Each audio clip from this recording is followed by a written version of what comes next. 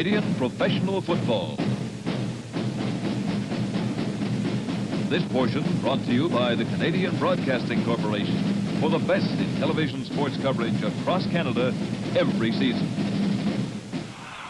Over the head of the intended receiver, Bobby Taylor, in the end zone.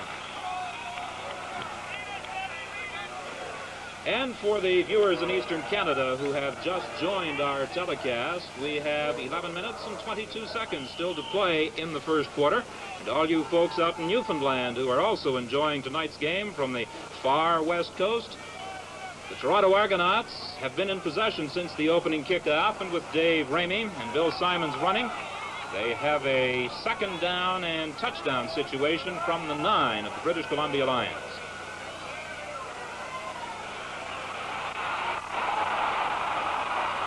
Tom Wilkinson gets the touchdown.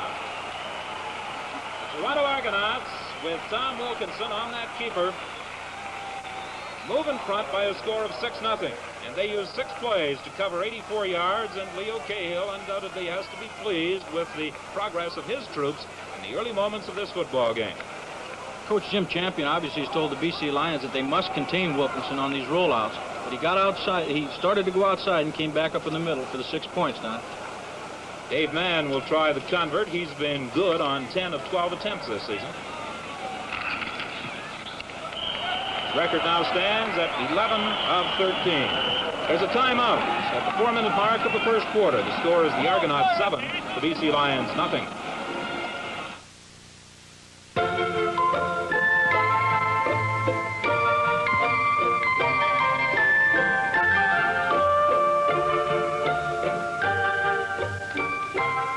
What are children?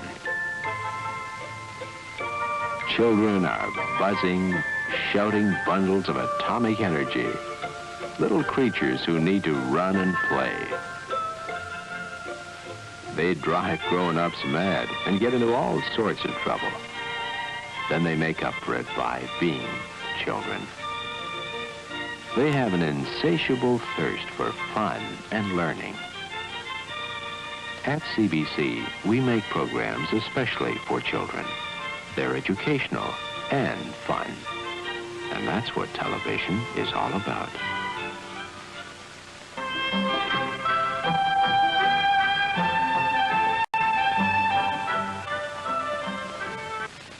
Television. Dave Mann will kick off with the Toronto Argonauts. Jake Scott and Leroy Sledge are deep, and Scott will take the kickoff. He's across the 25.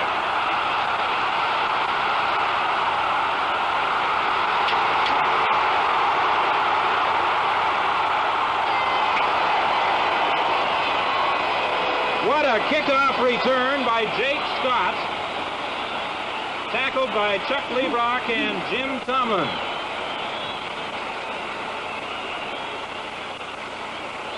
We see Scott running the ball back here, and if he hadn't fumbled or stumbled once or twice, Don, I think he might just have gone all the way. He wasn't quite sure a couple of times which way to turn. An 87-yard kickoff return by number 21, Jake Scott. And you'll undoubtedly see him playing some defensive half tonight as well as his offensive halfback spot. The quarterback is Paul Brothers, and the ball carrier is Jim Evenson. He's across the 20 to the 17-yard line. That's a gain of 5. It will be 2nd and 5 from the 17.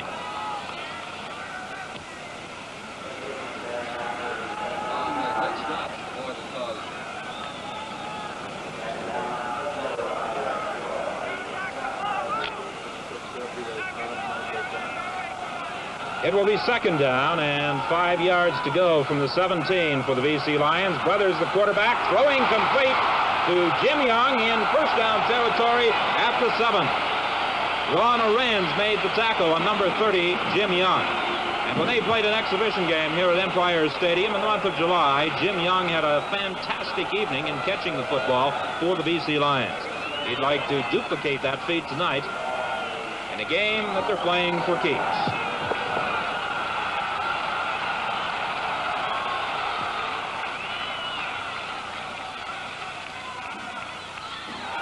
Leroy Sledge has the touchdown.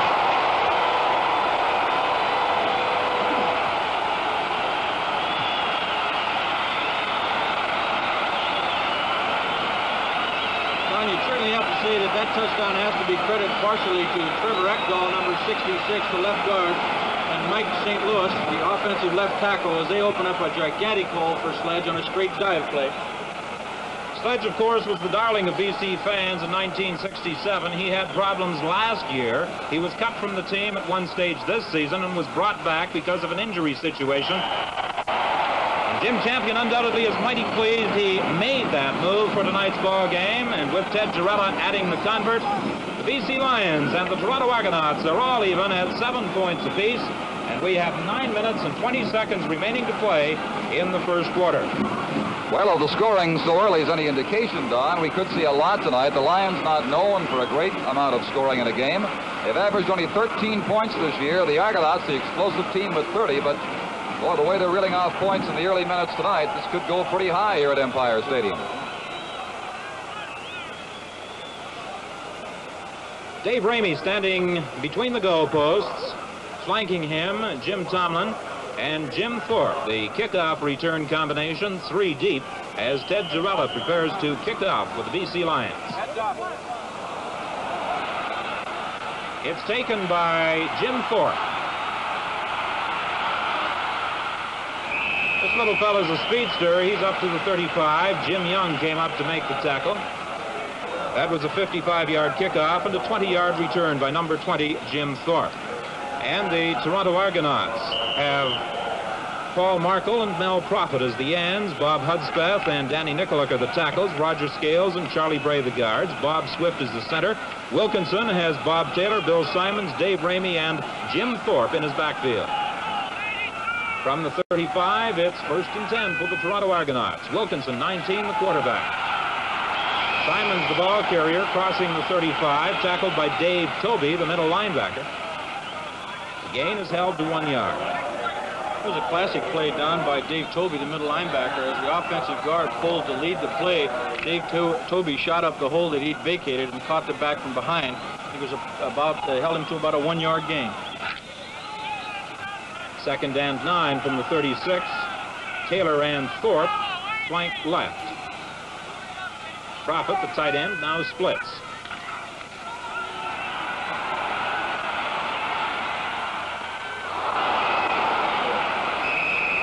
Thorpe has a first down at the 51, tackled by Dave Easley.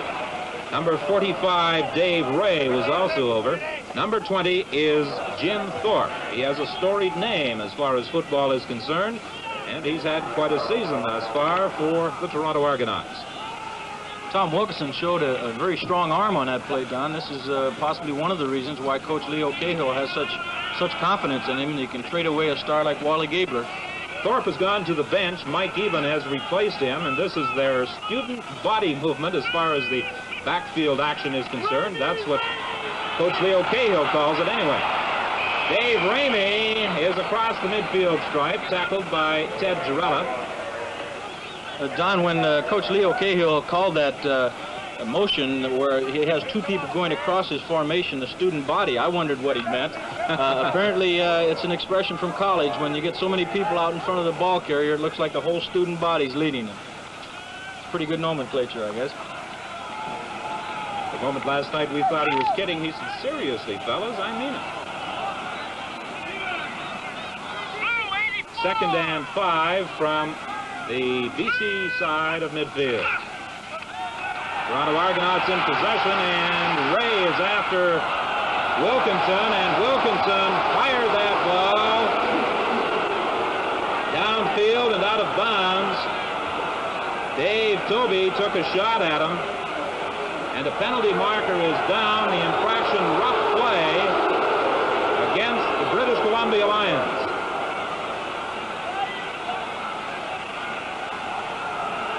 Jim Schmidt, the young fellow that's starting his first game at right corner linebacker for the BC Lions, I think got a little over enthusiastic there, Don, and hit Tom Wilkinson just after he'd thrown the football.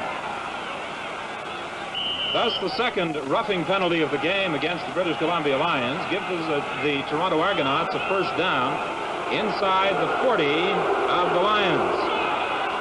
Ramey is the ball carrier. Another penalty marker is down. Ramey's down to the 33, tackled by Bob Brown.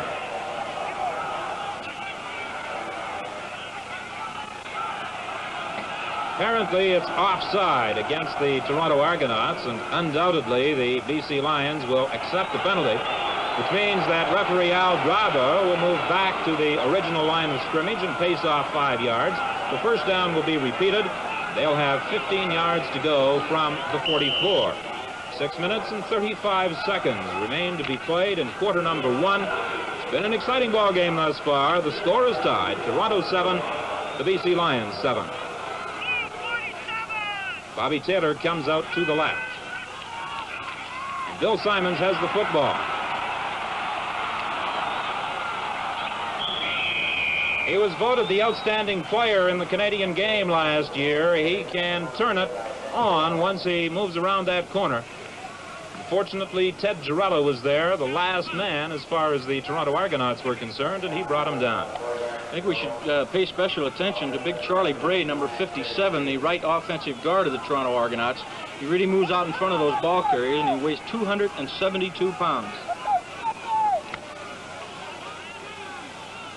Second down and 4, an advance of 11 by Simons. This time he's got the first down, and he crosses the 25 to the 23. And Bob Brown, number 60, made the tackle, and number 33, Bill Simons.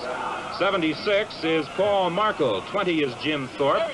66 is Bob Hudspeth. And you're looking at the Toronto huddle as Tom Wilkinson, the quarterback for the Argonauts,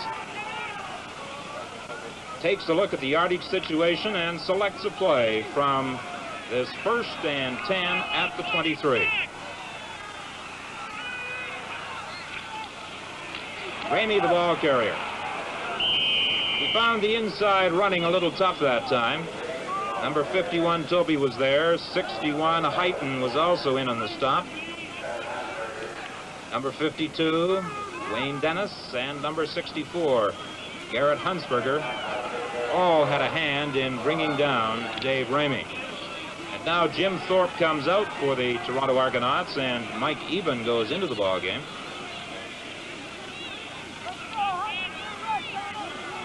Gain of 4, it's 2nd and 6. The ball just inside the 20. 19 is the quarterback for Toronto, Tom Wilkinson. Intended for Bob Taylor, almost intercepted by Jerry Bradley. It goes as an incompleted pass.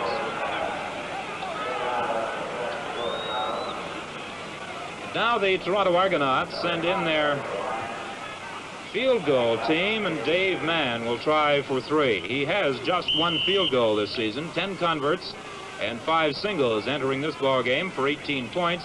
He's added a convert to that total tonight. Cosentino will again hold the field goal try from directly in front, and he'll hit it from the 27-yard line.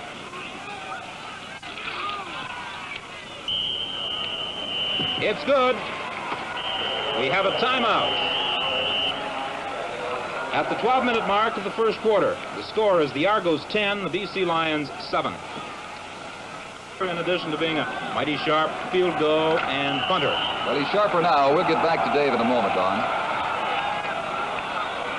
From the 35, it's 1st and 10 for the BC Lions. Evenson, the ball carrier. He has a gain of about 3 yards.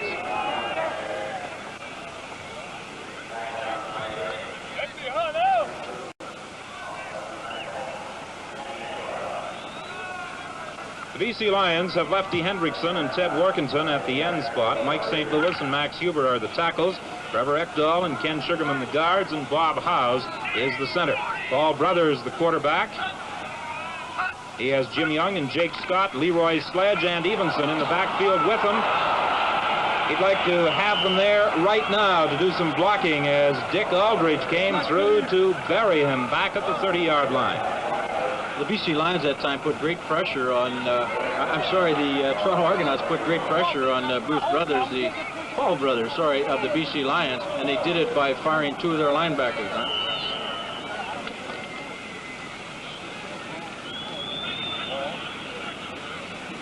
Ken Phillips will do the punting for the BC Lions. He stands back on the 19-yard line. The left-footed kicker, and he hung that one up there. taken by Even, and he's stopped at the 30, but a penalty marker is down back at the line of scrimmage.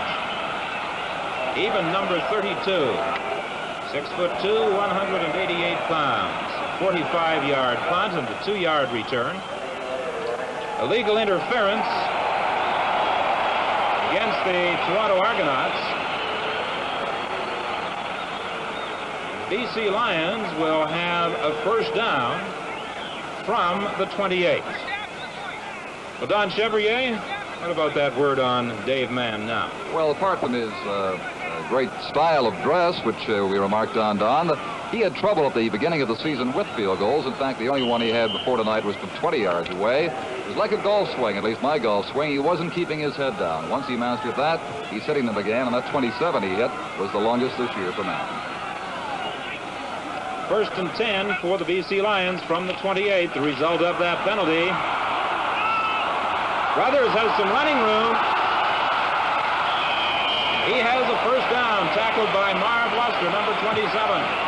Much to the delight of a capacity crowd at Empire Stadium this evening. A 14-yard gallop by number 10, Paul Brothers. Certainly excellent protection by the offensive line of the British Columbia Lions, Don. It's something that they've done reasonably well all year. If Paul Brothers can now take advantage of it, as he did on that play, and gained, as you mentioned, 14 yards. From the 42, it's first and 10. Leroy Sledge is the ball carrier. It would appear that Mr. Sledge wants to become a regular employee once again of the BC Lions from his early performance in this ball game, tackled by Vernon Benoit.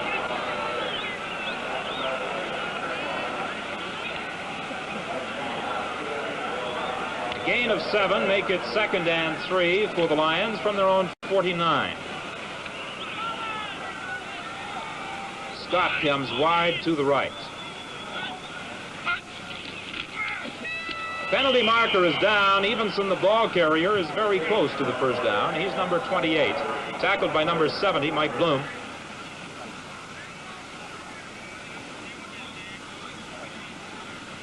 Don, if the defensive lineup of the Toronto Argonauts appeared somewhat funny to the fans on that play, it certainly was. There was only 3 defensive linemen down in the three-point stance, but they had 6 linebackers up within 4 yards of the line of scrimmage to try and stop that first down attempt. There was something funny on the part of the BC Lions, too, in the eyes of referee Paul Dojak.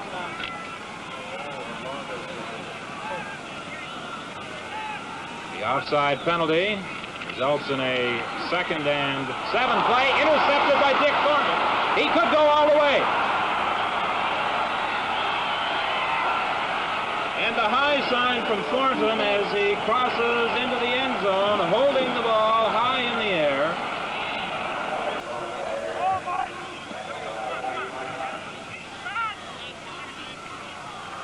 So as we are still experiencing picture difficulty from Empire Stadium, it's a pickup of 2, and it's 2nd and 8 for the British Columbia Lions. The ball at their own 40.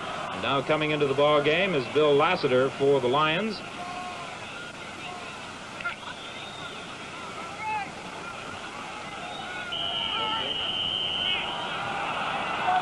And we are informed that everything again is functioning properly. At least we hope it is along the network.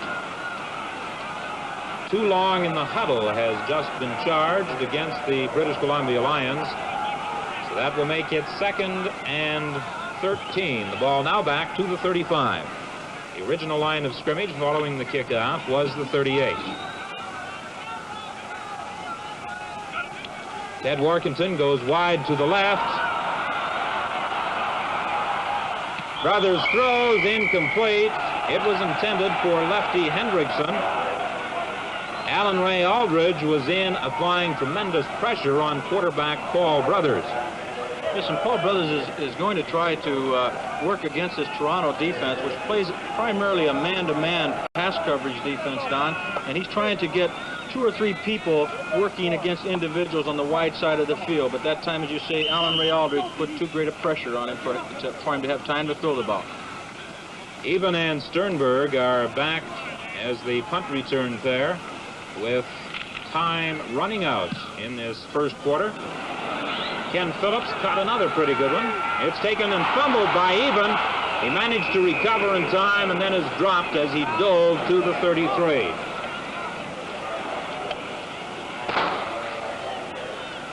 At the end of the first quarter, the score is the Argonauts 17, the BC Lions 7, and we'll have more CFL action after this message. Bringing you tonight's CFL telecast as the Toronto Argonauts lead the British Columbia Lions 17-7. A wide-open first quarter with 24 points being scored. Toronto Argonauts getting one of them on an interception by Dick Thornton. Tom Wilkinson scored the first touchdown on a keeper play from 14 yards out. Dave Mann added the convert, but the Lions came right back with a touchdown by Leroy Sledge. And the convert by Girella made it a 7-all ball game.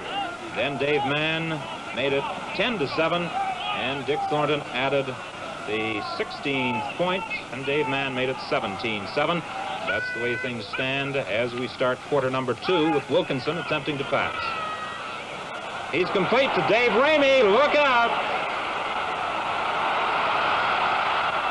Dancing down the sidelines, he's forced out at the 32 of the BC Lions. What a ball game, number 14, Dave Ramey is having. Well, that's about the third or fourth time Dave Ramey's shown why he's such a great star in this league, Don. Mel Prophet there, the tight end, number 75, makes a great block for him and allows him to go an additional 15 yards on that reception. First and 10 from the 32.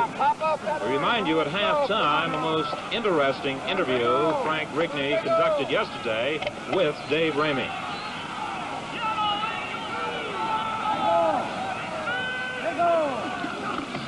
The pitch to Ramey. He's stopped as he crosses the 30 at the 28 by Dave Tobey. Ramey, of course, during his years with the Winnipeg Blue Bombers, wore sweater number 27, and as pointed out at the start of tonight's telecast, Marv Lester wasn't about to give up that numeral with the Toronto Argonauts, so Ramey is wearing 14. Number 32, Mike Eben, comes into the ball game, and Jim Thorpe, number 20, goes to the bench to confer with Leo Cahill. 2nd and 5 for Toronto. Complete to Bill Simons.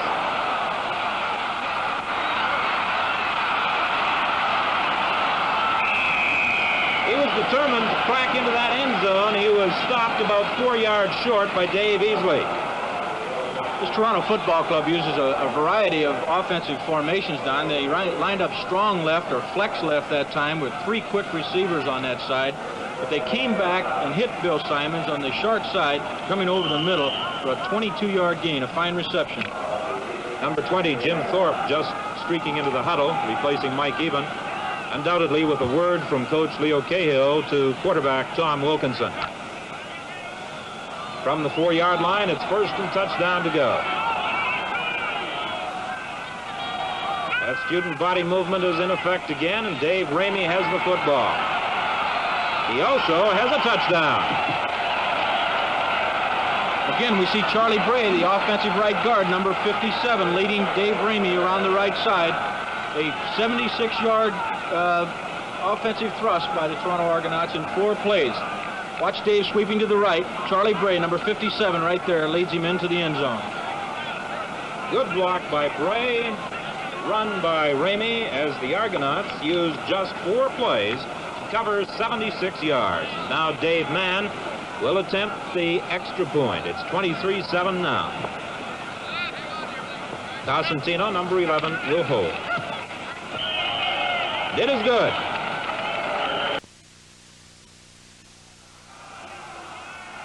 Dave Mann will kick off early in this second quarter to Leroy Sledge and Jake Scott standing back on the 2-yard line. Sledge will run the kick back.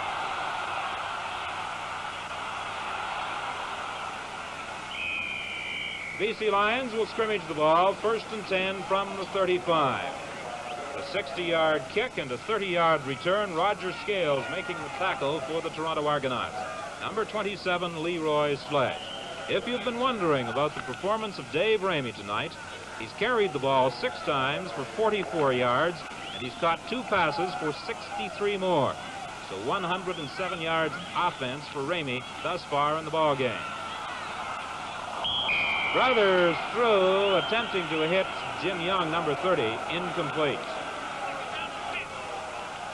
You know, Don, the Lions have had a rough schedule. They've faced all the top teams in the country, Hamilton, Ottawa on their eastern swing, Calgary and Saskatchewan in the west, and now suddenly the Toronto team, which has Dave Ramey as a first-nighter. That's a pretty tough way to start 5 first games of the year. Jim Champion said if Denny Beach voted for the schedule we have this year, it had to be unanimous because almost certainly the other general managers would vote for it. Paul Brothers is buried back at the 28. That was Mike Wadsworth, number 59, the first man to pounce on him.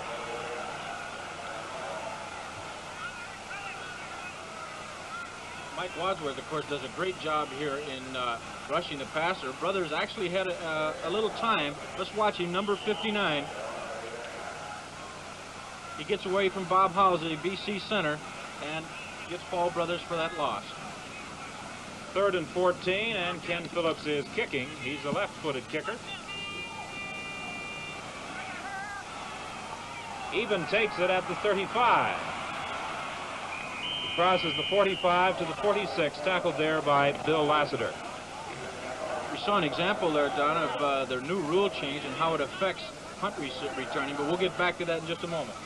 The penalty marker is down back at the line of scrimmage, so Frank, continue if you will. Well, as we mentioned in earlier telecast, Don, only the 2 men on the end of the line of scrimmage can go down under the punt to cover it prior to the ball actually being kicked. Consequently, the receiver has quite a bit more time to get started in any event to run those punts back. In that case, it was a 47-yard punt, and we had a 10-yard return. A legal procedure was the charge against the BC Lions, declined by the Toronto Argonauts. With 11:47 remaining in quarter number 2, and the Argonauts leading 24-7, they'll scrimmage the ball 1st and 10 from between the 46 and 47-yard stripes. Their offense has really been explosive under the direction of Tom Wilkinson. Pass to Simons, and he's caught on a good defensive play by Bob Brown. This Toronto football team has to be one of the most difficult in Canada to defend against, Don, and I'm sure BC coach Jim Champion knows that at this stage. They have just a tremendous variety of offensive sets and can get the ball to almost anybody they want to from each one of them. I think that Coach Leo Cahill is helping quarterback Tom Wilkinson as he has been shuttling Jim Thorpe and Mike Eben. Eben is now in there, and Ramey is the ball carrier. He's up to the 53-yard line, short of the first down by about 3.5 yards. One thing that's amazing, too, with as complicated an offense as Toronto appears to have, Dave Ramey, after only 4 practices, seems to have fitted right in and learned the whole myriad of plays that they do have, Don. Dave Mann is kicking, and I believe that's his first punt. He got a good one.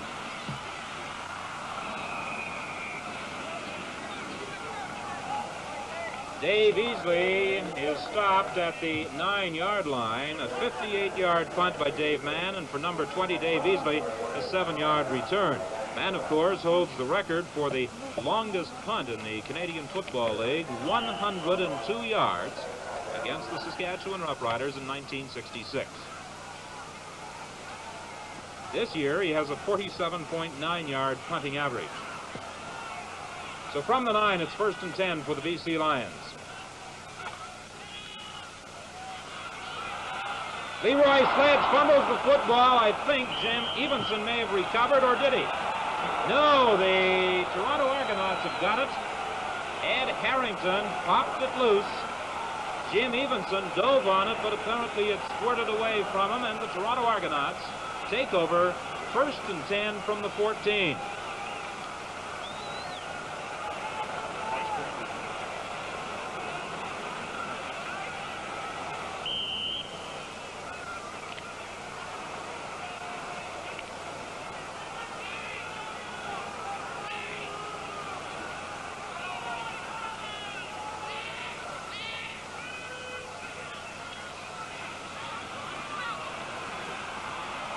Incomplete. A penalty marker is down. Easley was defending against Bobby Taylor. Taylor was right at the goal line.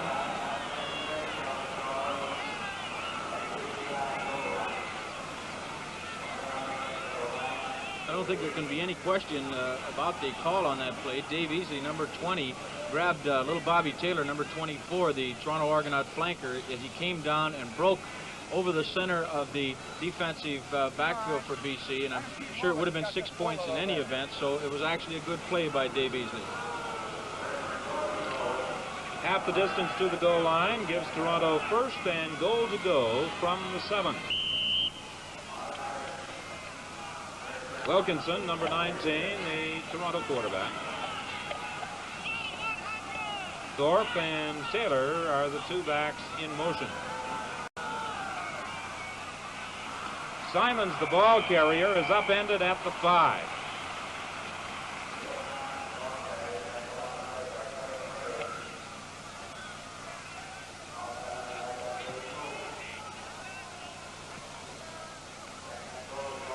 Watch Mel Prophet here as he blocks for this play. But the real key to this play is Ted Girella, as he does a fine job coming up and stopping the ball carrier, as we saw before the ball game in the highlights. He can stop them. Second and touchdown from the 5. Wilkinson is caught. A good move by Garrett Huntsberger. This rookie defensive end for the BC Lions has played some sound football this year. There was excellent pass protection, or pass coverage there by Jim Schmidt, the fellow starting, as we mentioned earlier, for the first time at right outside linebacker, as he covered the flanker Bobby Taylor man for man, and it just simply didn't have enough time to get that football away. So with a third down play, 15 yards to go coming up, Dave Mann will try for 3 points from 23 yards up. It's wide, and in the end zone, Jerry Bradley concedes the single point. So with 8 minutes and 25 seconds now remaining in quarter number 2, it's Toronto 25 and the British Columbia Lions 7. On tomorrow, our viewers could see coverage of the Canada Games from Halifax, a 90-minute color telecast including track and field, canoeing, lacrosse, water polo, cycling, and softball.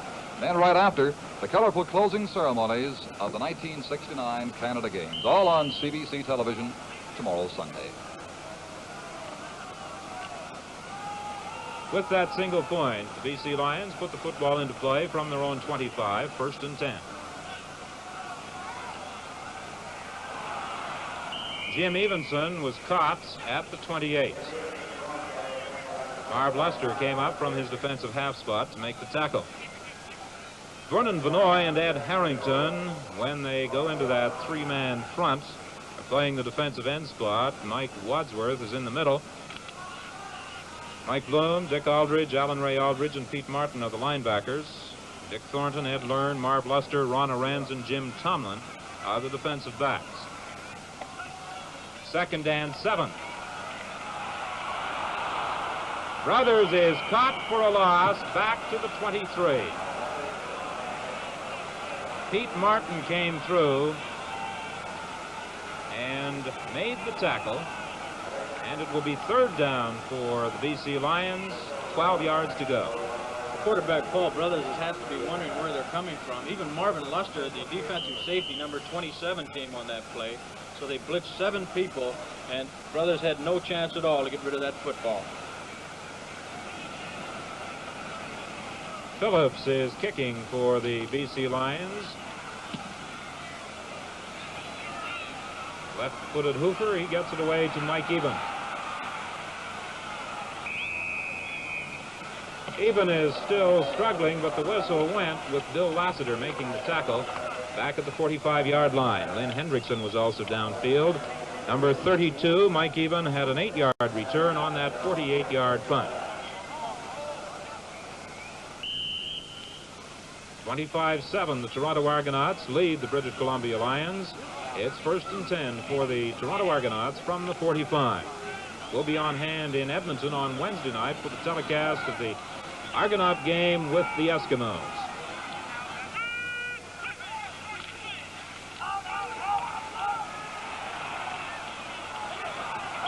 Almost intercepted on the far side of the field by Jerry Bradley. Not a particularly well-thrown ball on the part of Tom Wilkinson. It certainly wasn't. I don't know what happened there, Don. It appeared that possibly he was rolling to his left and just didn't have a firm grip on the ball, but he certainly didn't throw it with any authority at all. Pressure was being applied to the Toronto quarterback from defensive tackle Wayne Dennis. Mike Even again goes into the lineup, and Jim Thorpe goes to the Toronto bench. 2nd and 10 from the 45. The penalty marker is down, and down at the 40 is quarterback Wilkinson, caught by Garrett Hunsberger. Jim Hyten, number 61, another newcomer to this British Columbia team, also in on the tackle.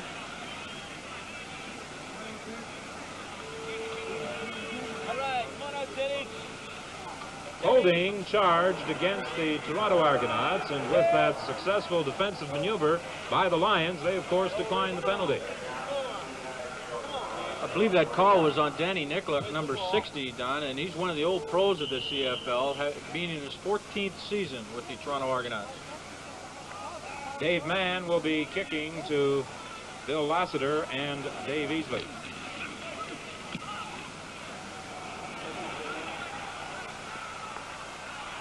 Taken by Lassiter. The BC Lions will scrimmage 1st and 10 from their own 25. Paul Markle is downfield, along with Mel Prophet, making the tackle, holding the return by number 34, Lassiter, to 5 yards after a 49-yard punt by Dave Mann. One of the ways the BC Lions offensive team is trying to combat the variety of Toronto defenses is to spread their offensive line. Let's see if it does any good. Leroy Sledge picks up about 9 yards, fighting to the 35, tackled by Marv Luster. And there appears to be an injured Toronto Argonaut. Pete Martin is a little slow in getting to his feet. In fact, he's still down on one knee.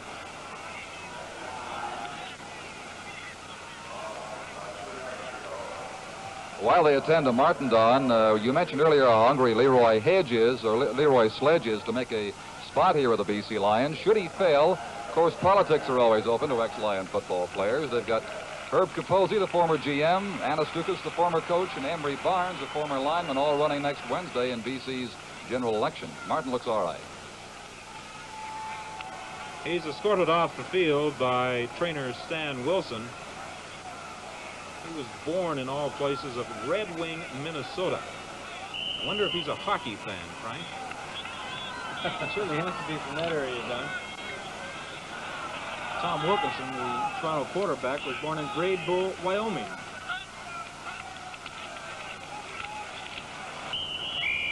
Jim Evenson has the first down up to the 38-yard line.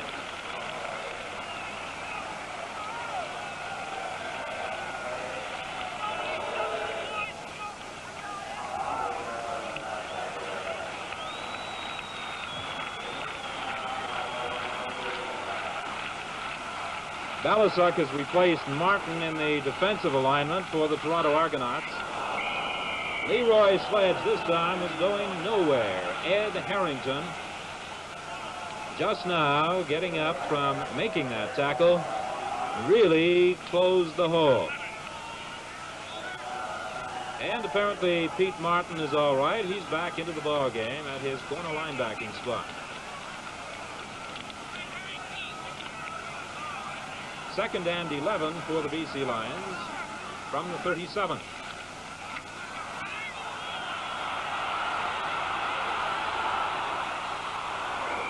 Brothers was caught from behind by the same Mr. Harrington.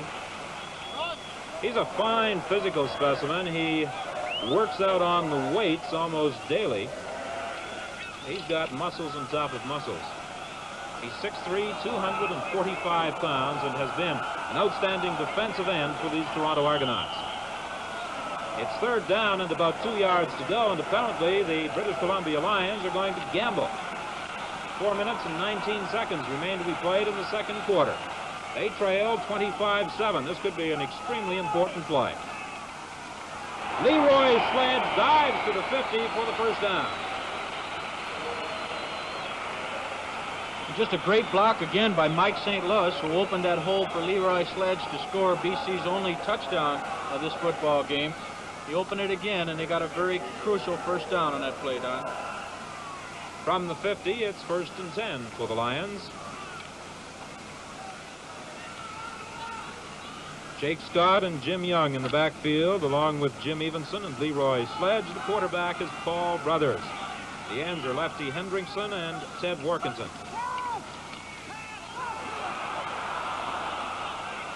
Brothers attempted to dodge a couple, but he couldn't avoid all those blue and white uniforms. Alan Ray Aldridge was there to make the tackle. One advantage the Toronto Football Club has, of course, is 3 former All-Canadians and 5 Eastern Conference All-Stars on that ball club.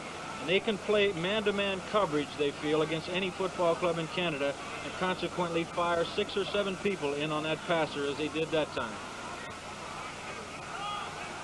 2nd and 15. Draw play to Jim Evenson. He's short of the first down, but he advances the football to the 53 of the Toronto Argonauts, tackled by Alan Ray Aldridge. Evenson, number 28, was the 2nd leading rusher in the Western Conference last year, finishing just 2 yards behind the rushing champion, George Reed. There's a stoppage in play. At the 12-minute mark of the 2nd quarter, the score is the Argos 25, the BC Lions 7. 25-7, the Toronto Argonauts lead the British Columbia Lions. Another rather critical 3rd down play for the Lions. They have the football at the 52 of the Argonauts. It's 3rd and about 2, and again they're gambling.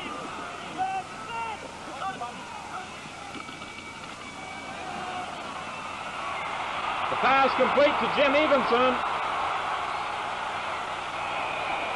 He has a big first down with Ed Learn making the tackle just inside the 25. Frank, that was quite a gamble. It certainly was, and a great call by Paul Brothers. After 2 successive times of attempting to go for that short yardage play, watch Jim Evenson make this reception. Tomlin finally catches him after a substantial gain down to the 22-yard line. 28-yard gain.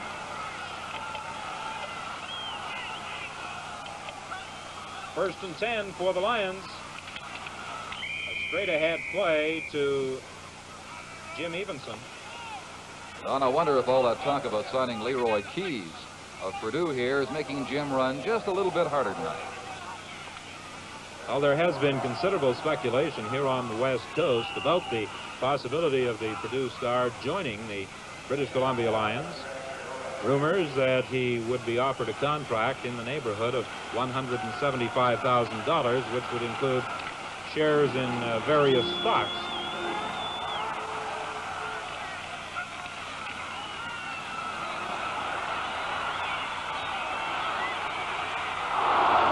Just off the fingertips of Jim Young in the end zone. At 2nd and 6 play, Ron Arends was defending against number 30, Jim Young. He very nearly came up with the 6 points. Certainly, if you're going to throw against this Toronto deep backfield, Ron Arends, who's the youngest of the defenders back there, and of course the most unproven at this stage, is the one that you try to throw against. And certainly with a receiver like Jim Young, you should have some degree of chance of success, but they didn't happen that time. Twice the Lions have gambled successfully on 3rd down and 2. This time they're gambling on 3rd and 6. The ball at the 20 of the Toronto Argonauts.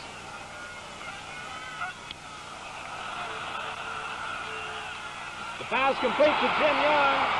Touchdown, but a penalty marker is down. Hold it. A penalty marker is down. Against the Toronto Argonauts, of course, declined by the British Columbia Lions. So the touchdown play on another critical 3rd down gamble is good for 6 points, and the Lions marched 85 yards on 9 plays, and 3 times, Frank, on 3rd down situations, they refused to give up the football.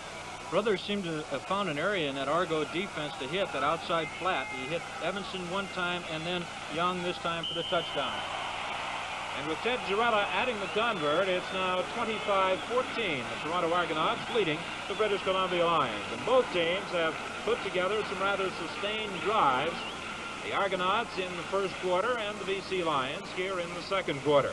Dave Ramey, of course, has been one of the offensive stars for the Toronto Argonauts in the first 30 minutes of this ball game. And during our halftime intermission, we invite you to stay with us for a most interesting interview Frank Rickney conducted with Ramey yesterday following the Argonaut practice session. Coach Jim Champion and the BC Lions must have a great deal of encouragement from that, Don. After his ball club is down 18 points, they come marching back on an 85-yard drive to regain getting back in this ball game. Jim Thorpe takes the kickoff. Thorpe is dropped at the 30-yard line with 1 minute and 44 seconds remaining in quarter number 2 by Mike St. Louis. Jim Thorpe, by the way, you might find it interesting, or the fans might find it interesting, that this young boy has lost 11 teeth since the training camp opened in 1969. But that time he didn't lose any. He returned that 56-yard kickoff 22 yards. Having lost 11, I doubt if he has too many more he can afford to give up. Speaking of teeth, Dave Ramey had a rough session against the Edmonton Eskimos in the opening game of the year, in which he wore a Winnipeg Blue Bomber uniform. He was hit on a jarring tackle, and he required some dental work after that particular game. However, it did not keep him out of the lineup, as he was back for the second game of the season, which Winnipeg beat Edmonton in Edmonton.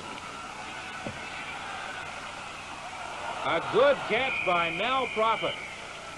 This big tight end came up with a fine reception in a crowd, and he was caught by Craig Murray. And you see the hair hanging out from under number 75's helmet. He has a long hairdo. He sports a handlebar mustache, and he also owns a boutique in Toronto.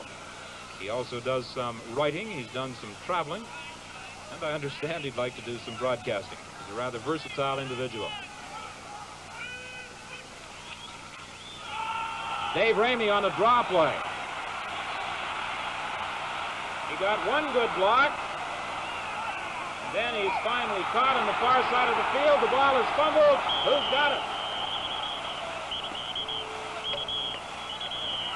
And now there's a mix-up on the far side of the field.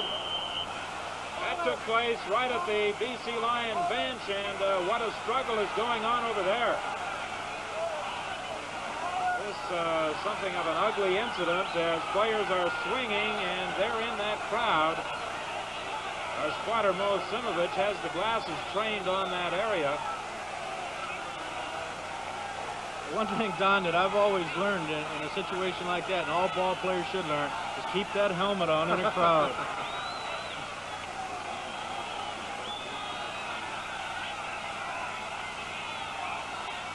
Whatever transpired took place right at the end of the British Columbia Lion bench.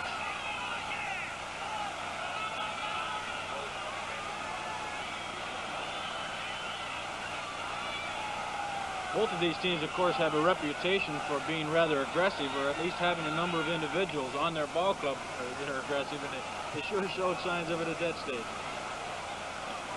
Some of them don't exactly confine their aggressiveness to the playing field either, as there have been incidents of rather high living on the part in the past of some members of the BC Lions. But one thing, the commissioner of the Canadian Football League, Jake Godard, is in attendance at tonight's ball game. He'll be getting the report from referee Al Bravo, but he also has had a first-hand look at what has taken place.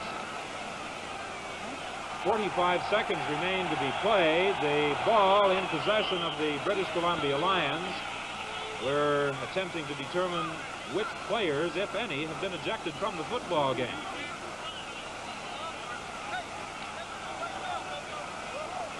from the condition of his uniform, number 20, Jim Thorpe, certainly looks like he was involved in some way. It appears that Dave Ramey, I think, in any event, Dave Ramey tried to lateral the ball to Jim Thorpe, but it was fumbled in the exchange.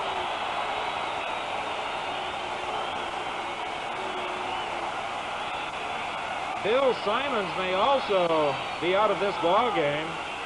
We'll attempt to get word to you just as quickly as possible from the sideline. The penalty, 25 yards down to the 15. A rough play, fighting infraction, charged apparently against the Toronto Argonauts. As yet, we have had no signal from the field as to whether any members of the BC Lions have been ejected from the ball game. Just 45 seconds remain to be played at any rate in this second quarter. We've had a little of everything tonight. Some technical difficulties with our network. Players ejected. Some wide open play. Jim Thorpe is out of the ball game, definitely. And as yet, we have not determined whether there have been any further penalties of that nature. Of course, that was a fumble by the Toronto Argonauts. The BC Lions recovered, and it's a first down at the 15. They trailed 25-14. 45 seconds remain to be played. This is the reverse. The ball to Jim Young. Young is tackled down at about the 7-yard line. Mike Bloom made the stop. Apparently, that is the only ejection. Jim Thorpe out of the ball game for fighting for the Toronto Argonauts. Young attempted to come back. He was met head-on and driven back, and feelings, as you can see, are running rather high. They were up until the moment that Jim Thorpe, number 20, got involved in that scrap on the far side and was tossed out. And undoubtedly, they'll continue, although I'm sure the officials are quite pleased that they'll have that cooling off period as they're just 13 seconds away from the halftime intermission. Well, this is a third down gamble by the Lions. There's the pass. Incomplete. Intended for Jake Scott. With just 4 seconds showing on the clock, the BC Lions failed to capitalize on the opportunity afforded them, the fumble and the penalty, moving the ball down to the 15. Of course, quarterback Paul Brothers is holding his head in disgust with himself. He had all the time in the world and just threw that ball a little bit too quickly and didn't quite get it high enough to score that 6 points. Thus, with 4 seconds remaining, the Toronto Argonauts take over. This will undoubtedly be the final play of the first half.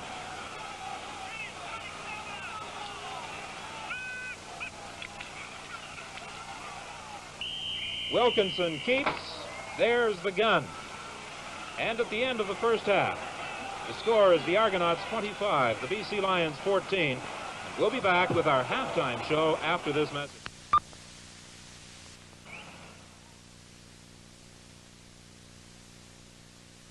Rousing football game, a lot of offensive plays and some rough stuff too, as we saw late in that second quarter.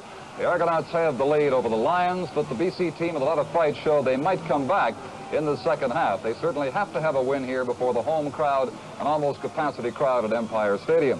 One of the biggest CFL trades in years was finalized this past week. Dave Ramey went east to the Argonauts, and Wally Gabler went west to quarterback the Winnipeg Blue Bombers. Ramey, as we saw in the first half, has plenty of backfield speed for the Argonauts. His former teammate Frank Rigney interviewed Dave Ramey. In 1965, Dave, our first year as teammates, we had a reasonably good football club with the Winnipeg Blue Bombers, and you seemed reasonably pleased with it. Is there any particular reason in the last few years that you feel that you didn't enjoy playing for the Winnipeg Blue Bombers? Well, Frank, you know yourself, being an old pro, that in order to have a pretty organized team, you have to have a mixture of old and new. I mean, the best situation is to have all old pros, but a situation that's good also is to have a mixture of old pros and then new guys where you can help the guys along. The last couple of years at Winnipeg, we've had so many changes, so many new guys, it's been sort of very disorganized, you know, as far as us organizing what we're going to do as far as winning games. You felt then the club lacked some stability, Dave. Do you feel that the attitude generally among the ball players was one of happiness, or they were discontented with the ball club generally, or do you have an opinion in that area? I don't say discontentment or really unhappiness. I think the fact that, just like I said, as far as your first question, the fact that with so many new guys and so much happening as far as changes, and therefore it resulted in disorganization, and therefore this caused discontentment, I believe, among all the ball players, and a mistrust for the things that we were trying to do on the field. Yes, Dave, you were quoted, and I'm sure that some of it was quoted, over-quoted, or possibly even misquoted. One of the things that was quoted out here in the Vancouver papers was that you felt that you were misused offensively. What did you mean by that? Well, Frank, in the last 2 or 3 years, the only way that it seemed to me as though Winnipeg was trying to utilize me was on the sweep. And when we tried to run the sweep, I knew it was coming, and I would hear the guys on the defense say, "Here comes Ramey." You know, I don't know whether I tipped it off or not, but everybody in the park knew the sweep was coming, and so it made it difficult for the blockers to get their block when everybody knew the sweep was coming. I felt that I should have been utilized as far as on a quick, short pass where I could get a pass quick and do a turn around and have some running room to go. I mean, this is what I was talking about. Yes, it's certainly understandable. Any way to get you the ball certainly would be helpful offensively. Dave, did you ask to be traded by from the ball club, or did you ask to be traded to a specific ball club? Well, I asked to be traded from the ball club, hoping to be traded to a specific ball club, yes. Would you care to name that specific ball club, or was it the Toronto Argonauts? It was the Toronto Argonauts. I was hoping that I would get traded there. I watched them play, and I figured that this is the kind of ball club I wanted to be on. They have a lot of what guys that are called Peck's bad boys, which they call me in Winnipeg for some reason, and so I felt that this is a ball club for me because all these guys seem very happy under Coach Cahill. Yes, it seems that Coach Cahill has put together a number of people, as you say, that were dissatisfied with their previous ball clubs. Is there any particular reason, do you think, that Coach Cahill has been able to mold a fine football team from these people? I don't know. He seems to show a lot of respect for the ball players and their ideas. I've heard the few days that I've been here, I heard a few players suggest things that we try on the field, and he's considered their suggestions, and in some instances he's even used them. And I think this is great because we are pros and we know what we're doing, and we're out there doing it, and they all seem to enjoy this. I mean, the ball players appreciate this. Even if their ideas aren't used, they appreciate that they're considered. Dave, have you had a chance yet? I know you've only had a chance for about 4 or 5 practices to learn sufficient about the Argonaut offense to contribute significantly in this BC game? I think so. I think I'm ready. Their offense is not that complicated. It's new. It's new for me, without a doubt. But I think I'm ready. I've been working quite hard since I've been in Toronto, and I'm ready to play a football game tonight or tomorrow night. Well, certainly no one's going to question your ability to do just that, Dave, and I'd like to wish you luck as your first game for the Toronto Argonauts against the BC Lions. Best of luck and good luck in the future as well. Thank you very much, Frank. Thanks, Dave. New Argo halfback Dave Ramey, and I'm sure Argonaut fans, having seen the first half, will agree they're going to like this guy, number 14, a man who came east in the trade for Wally Gabler. The score at halftime is the Argonauts 25 and the BC Lions 14, and we'll continue with our halftime show after this. This is the CBC television network.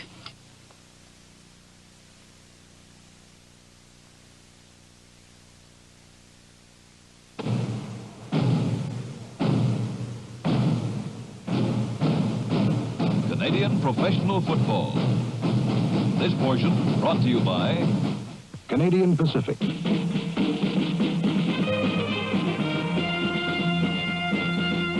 Serving you in so many ways. Don Chevrier back at Empire Stadium, halftime, 25-14 the score in favor of the Argonauts, and some facts up here that pertain to play in the first half.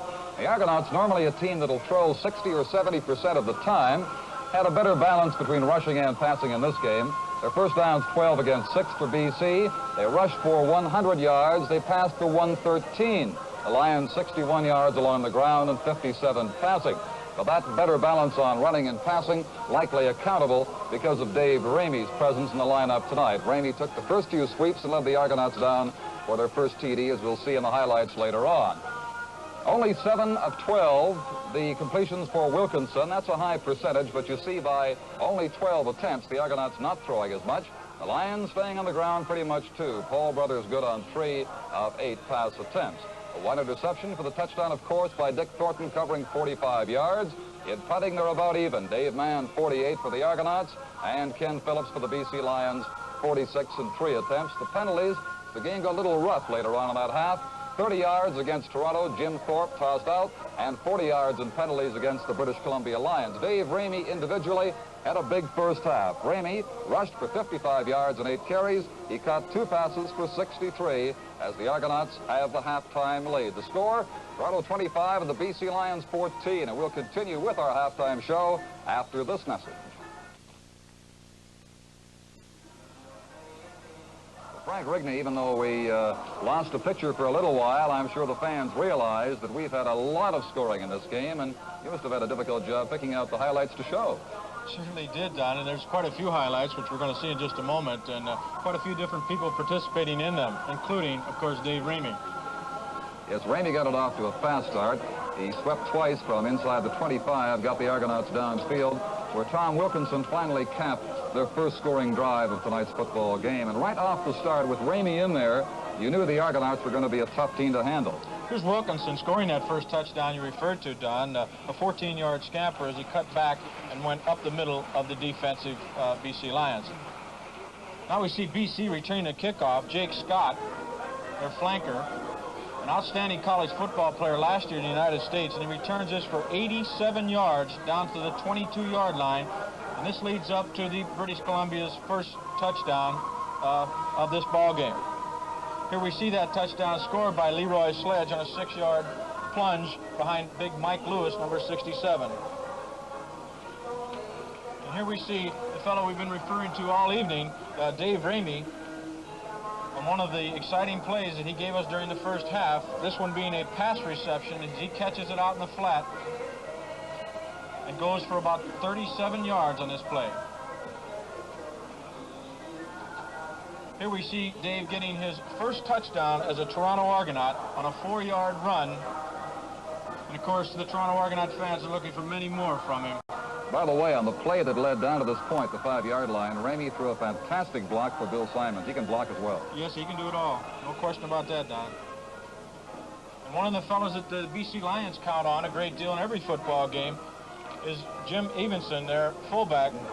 Here we see him on a power run for 28 yards.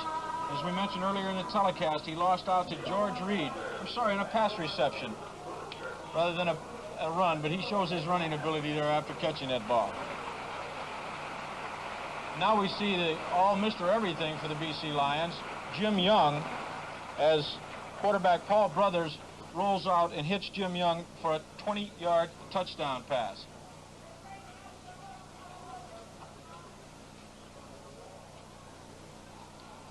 Well, Frank, an exciting first half. More to come in the second. The score is the Argonauts 25, the Lions 14. We'll return with the second half kickoff in just a moment. Back at Empire Stadium, we're just about set to start the second half of what has thus far proven to be a tremendously exciting football game, with the Argonauts leading by a score of 25-14. I'm Don Whitman. With me is Frank Rigney and Don Chevrier. Our spotter, Mo Simovich. And we anticipate a rather exciting second half as well. Giuseppe Simone is compiling all the facts and figures of tonight's ball game, and he's been kept busy with the pen and pencil thus far. Some impressive statistics have been posted by both teams. The Toronto Argonauts will kick off to the Lions. 27, Leroy Sledge. 21, Jake Scott will be on the receiving end of this kickoff. The Argonauts have, of course, won 2 and lost 1.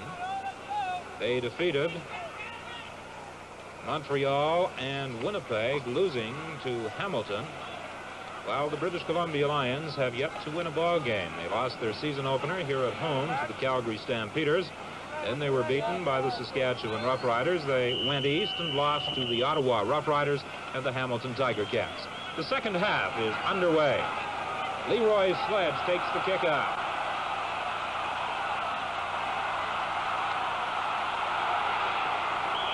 He's a powerful runner, and he was forced out on the far side of the field by the kicker, Dave Mann, at the 48-yard line. A 50-yard boot and a 35-yard return by number 27, Leroy Sledge. Don, you certainly have to say that the kickoff returns has to be one of the big offensive plays for the BC Lions tonight. After two great returns by Jake Scott, Leroy Sledge comes back and does the same thing. From the 48, it's 1st and 10 for the BC Lions. Paul Brothers is the quarterback. He has Sledge and Evenson in behind him. Flanked are Jake Scott and Jim Young. Intercepted. It could be a touchdown. It is for Alan Ray Aldridge. Mike Bloom was applying pressure, so was Pete Martin, and Brothers, in a moment of desperation, I think attempted to throw the screen. Because, of course, this pressure, Don, is what caused this play, and Aldridge makes a fine reception, reaches out with his one hand, gathers it in, and nobody has a chance as he scores 6 points. Frank, would you say that Alan Ray Aldridge read screen on that and dropped back with Jim Evenson? I think he did, Don. You can never be sure of that, but he certainly, if he didn't, he recovered very quickly and got out there to cover Jim Evenson. So it's now 31-14 early in this second half. Dave Mann will attempt to add the 32nd Toronto point. He does.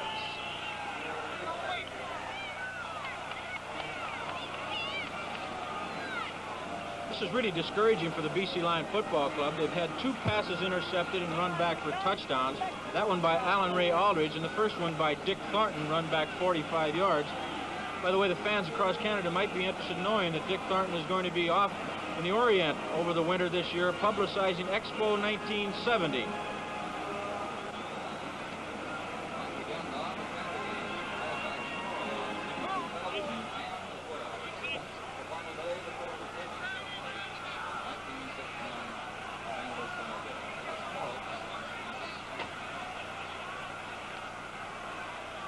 Well, the British Columbia Lions will again get an opportunity to demonstrate their kickoff return prowess.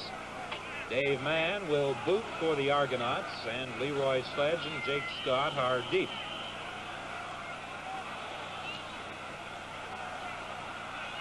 This one is a little shorter. It's taken by Lassiter.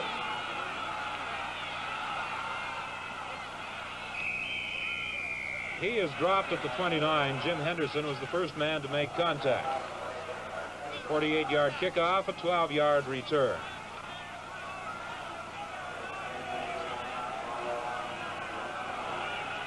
Apparently, the official word is that Jim Thorpe was thrown out of the ball game for kicking a BC Lion player in that mix-up by the bench just to the end of the first half.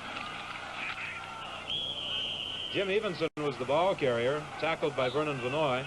He's number 65. He's a big fella.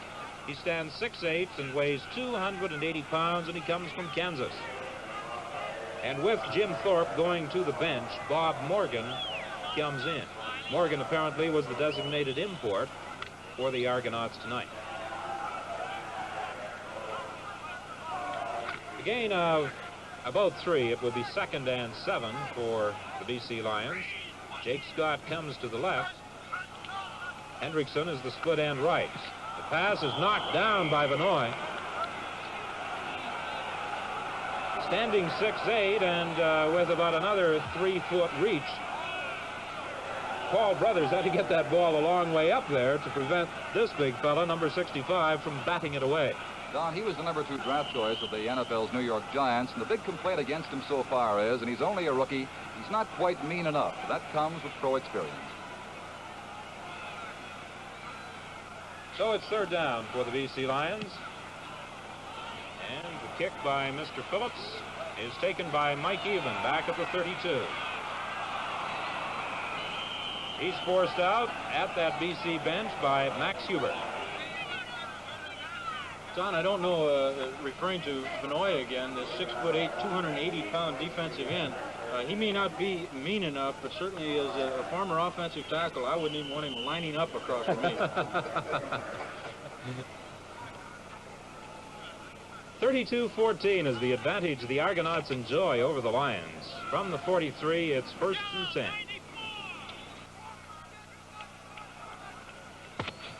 With that fine gallop by Dave Ramey, and with 12 minutes remaining in the 3rd quarter, the Argonauts have a first down at 27, BC Lions.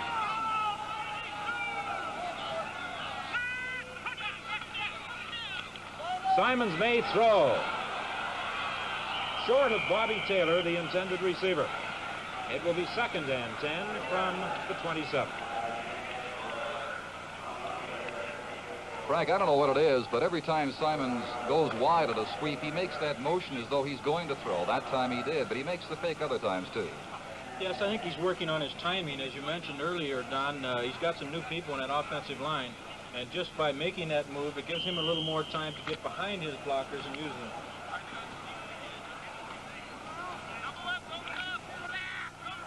Second and 10.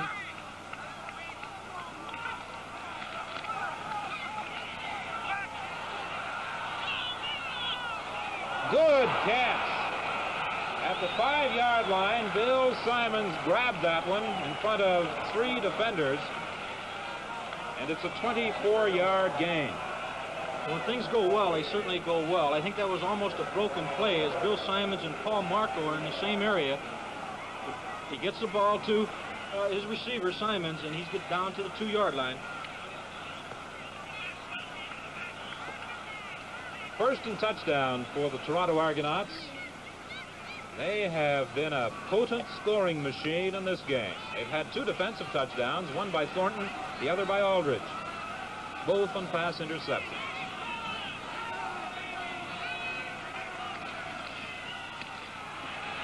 Simons gets the touchdown.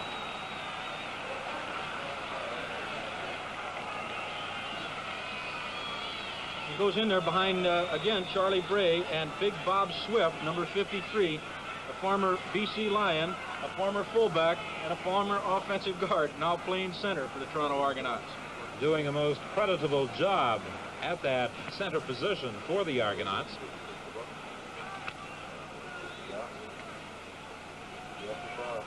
Dave Mann will try for point number 39. All the fireworks have not taken place at the Pacific National Exhibition. The Toronto Argonauts have provided a few of their own, much to the dismay of a capacity crowd at Empire Stadium. It's now 39-14. Don, the fans in Vancouver have been down on the Lions, and we explained the tough schedule they had to start this season with. And it's perhaps a little unfair, but fans will be fans. Denny Veach got chewed out. He's the Lions GM. After the first game in Calgary, his team lost. It was against Calgary here. And he suggested the fan complaining might have been in a pass. The guy waved his season's ticket to him. Denny nodded his head. He said, whatever you say, I agree with. The customer always has to be right. Leroy Sledge, Jake Scott, the kickoff return combination for the British Columbia Lions, with Dave Mann, number 16, getting the signal from referee Al Dryborough. Lassiter takes the kickoff and almost immediately steps into touch at the 20-yard line, and the fans don't exactly approve of that maneuver. A 47-yard kickoff and a 2-yard return. Seems to be an unfortunate comment of mine a while ago that the BC Lions' best offensive play was a kickoff return, because I'm sure for the BC Lion coaching staff, they've used it far too often this evening. 11 minutes and 9 seconds still remain to be played in the 3rd quarter.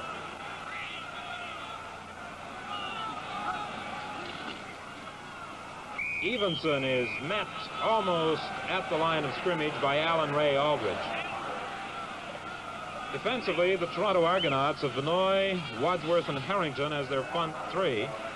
Jim Evenson, number 28, the ball carrier. Mike Boone, Dick Aldridge, Alan Ray Aldridge, and Pete Martin are the linebackers. Dick Thornton, Ed Learn, Marv Luster, Ron Arends, and Jim Tomlin are the defensive backs. And both Alan Ray Aldridge and Dick Thornton have a touchdown as the result of pass interceptions tonight.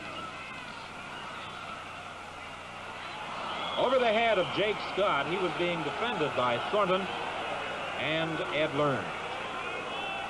It appears that the BC Lions quarterback, Paul Brothers, is somewhat confused, really, by the Toronto defense. As we mentioned several times before, Toronto has so many different sets that they can confuse a quarterback as to what he should be calling. And, of course, Brothers isn't that experienced to pick it apart, and it's showing at this point in the ball game.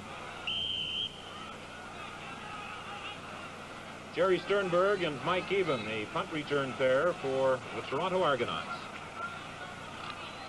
Ken Phillips is the left-footed kicker for the BC Lions, and he's been getting good distance.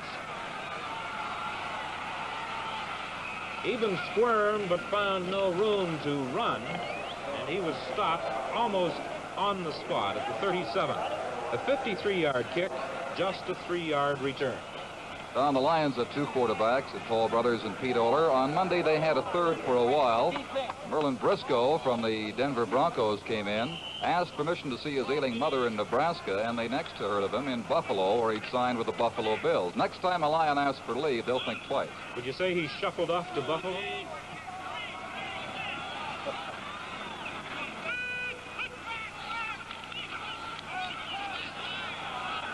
Incomplete, intended for Bobby Taylor. Dave Ray was applying pressure. The Toronto Argonauts also have an excellent backup quarterback, Don, in the person of Frank Constantino. The fans might be interested to know.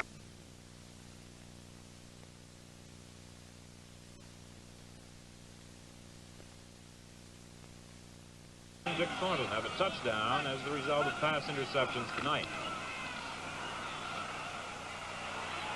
Over the head of Jake Scott, he was being defended by Thornton and Ed Learn. It appears that the BC Lions quarterback, Paul Brothers, is somewhat confused, really, by the Toronto defense. As we mentioned several times before, Toronto has so many different sets that they can confuse a quarterback as to what he should be calling. And, of course, Brothers isn't that experienced to pick it apart, and it's showing at this point in the ball game. Jerry Sternberg and Mike Even, the punt return pair for the Toronto Argonauts. Ken Phillips is the left-footed kicker for the BC Lions, and he's been getting good distance. Even squirmed but found no room to run, and he was stopped almost on the spot at the 37. A 53-yard kick, just a 3-yard return. Don, the Lions have two quarterbacks, Paul Brothers and Pete Oler. On Monday, they had a third for a while. Merlin Briscoe from the Denver Broncos came in, asked permission to see his ailing mother in Nebraska, and they next heard of him in Buffalo, where he'd signed with the Buffalo Bills. Next time a Lion asks for leave, they'll think twice. Would you say he shuffled off to Buffalo?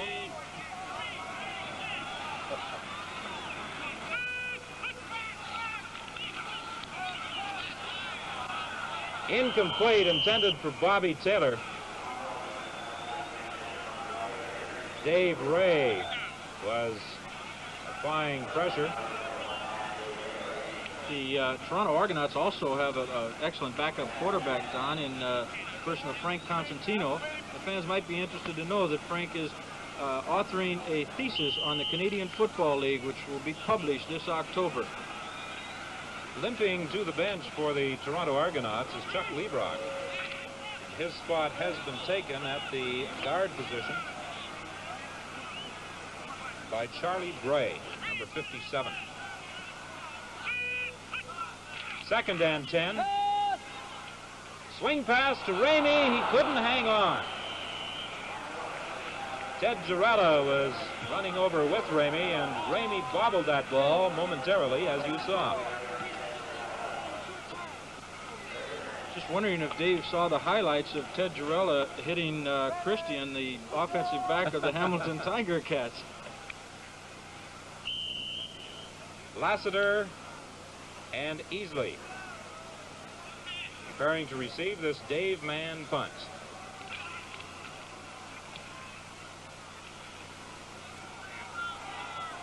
Easily takes it.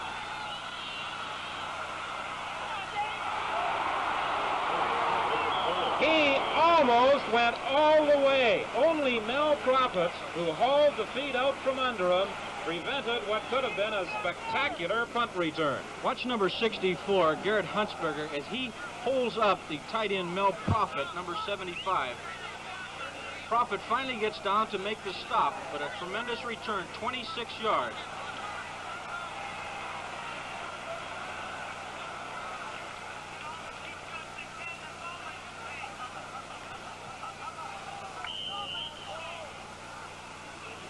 And now Pete Oler has gone into the ball game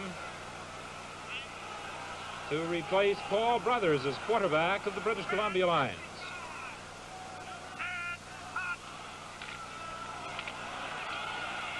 The home run toss aimed at Jim Young, intercepted by Marvin Luster, tackled by Jim Young way down at the 13-yard line. So the Bard of the Boondocks, as he has been nicknamed, tries a pass on the first play unsuccessfully. I'm afraid that he came in there with just having in mind to throw deep, Don, and when you have people like Marvin Luster and Ed Lernbacker, 1968 All-Canadian defensive backs, you just can't get away from that, or get away with that, and Marv Luster shows you what happens when you try to. A fine interception.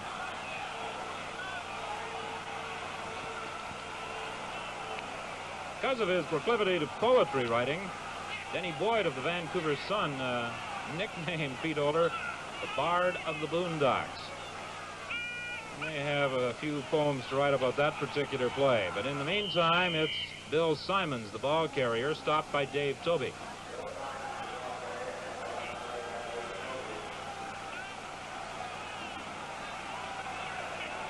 It's a gain of 5. It will be 2nd and 5. 8 minutes and 1 second still to play in quarter number 3. 39-14 is the score. The Toronto Argonauts lead the British Columbia Lions.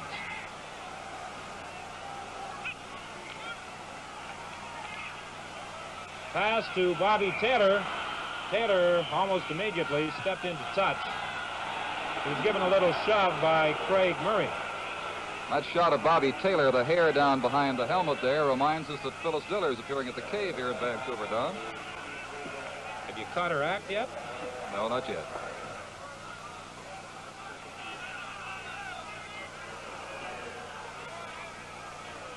Don, I think making comments about Bobby Taylor like that, you're much safer up here in the booth announcing the ball game than you are on the opposing team. He's quite a tough little boy. The Argonauts are somewhat concerned as they await the result of this measurement, which does give them a first down. About the future of Bobby Taylor, there is a possibility that he may give up his football career to move into professional hockey. And if he does so with Philadelphia of the National Hockey League, well, that, of course, would mean he would go to training camp within a couple of weeks.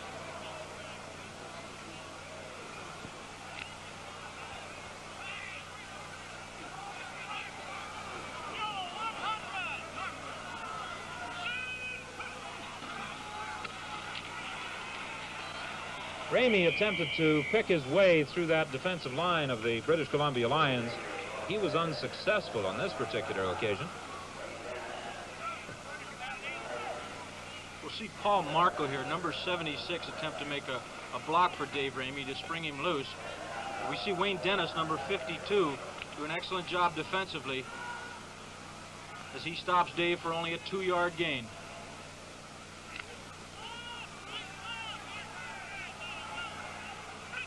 Second and 8 from the 27. Pass to Bobby Taylor. Again, he's forced into touch by Ted Girella. It again is rather close to a first down.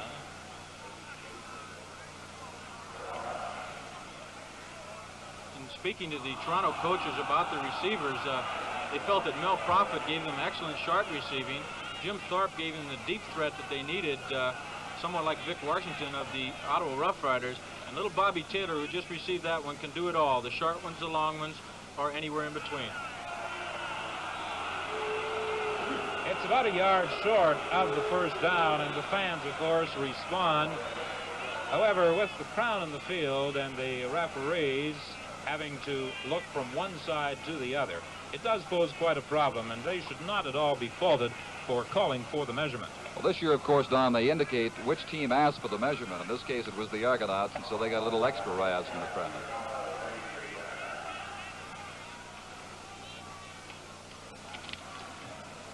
So looking at 3rd and 1, the Toronto Argonauts, with that comfortable 25-point advantage, are taking no chances as Dave Mann goes back to do the punting.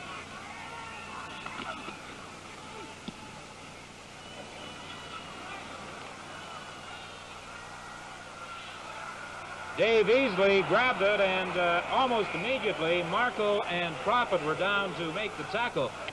But the official on the spot flipped the flag, and it will probably be a no yards call against the Toronto Argonauts.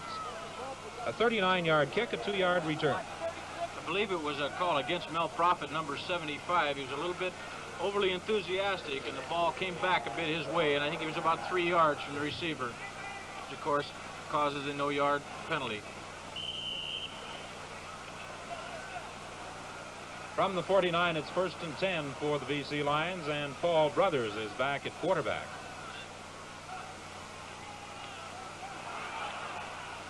And this one is intercepted by Ed Learn. Caught and dropped by Ted Workington.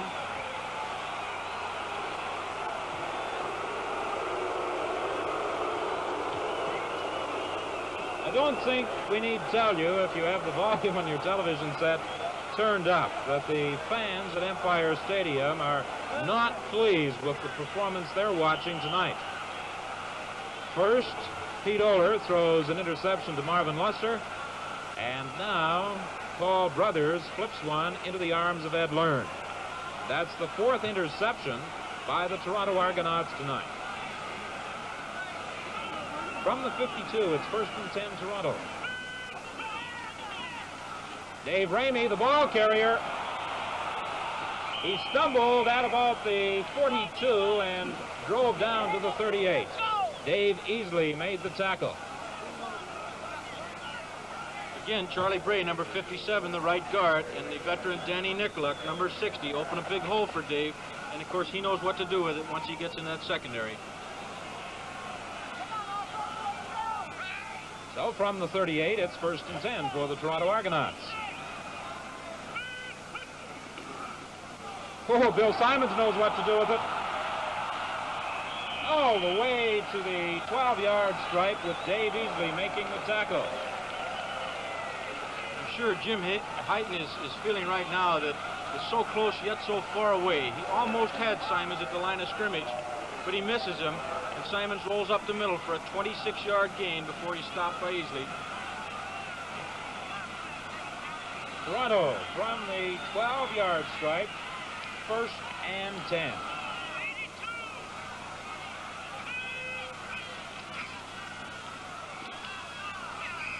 Ramey is down to the 8-yard line. The coach of the Toronto Argonauts rather relaxed. I don't know whether he is lighting that particular cigar, or is he just going to hold it in his hand for a more opportune moment when he feels the ball game is secure, and then light the stogie. He should feel secure, Don, at this point, because the Toronto Argonauts are really taking it to the BC Lions, as they say. They're doing nothing fancy, just handing it to a back and going with basic line blocking. Gain of 4, it's 2nd and 6 from the 9.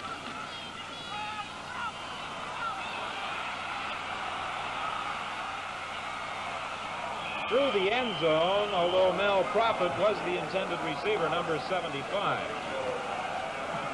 So now it's 3rd and 6, and the question is, what will the Toronto Argonauts do? Will the move come from the bench with Dave Mann going for 3, or will they gamble and try for 6? And apparently the decision has been made. Tom Wilkinson will go for 6 points, or at least the first down. It's 3rd and 6 from the 9.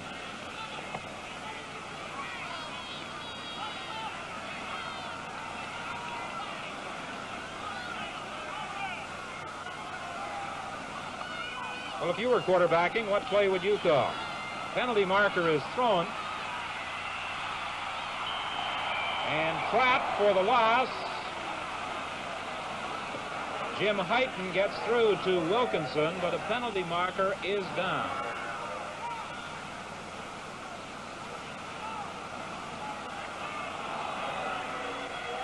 Offside was the charge against the Argonauts. Thus, the penalty is declined by the BC Lions, and they snuff out that potential We see rally. Garrett Huntsberger, Don, doing an excellent job defensively, and he's finally the one that puts the final touches on Tom Wilkinson, the Argo quarterback. There's a timeout on the field at the 12-minute mark of the third quarter. Well, if you're wondering about some of the statistics of this ball game, the Toronto Argonauts have been averaging about 117 yards per quarter. They have a total output offensively of 350 yards, 17 first downs to 6 first downs and 123 yards for the BC Lions. The Lions have a first down from the 15. Leroy Sledge carrying the football.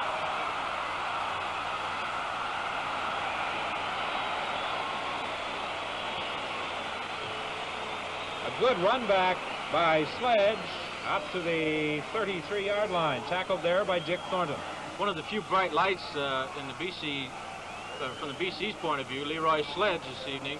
He goes for a 20-yard gain with Big Ken Sugarman, number 68, and Trevor Ekdahl, number 66, leading him on that sweep around the right side.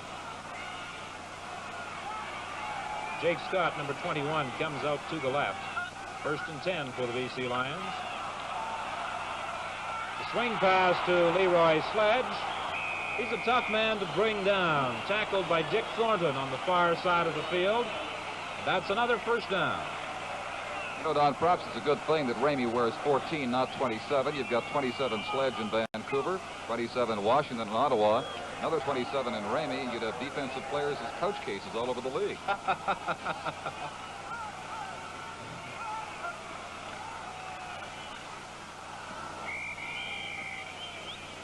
Jim Evenson tackled by Alan Ray Aldridge.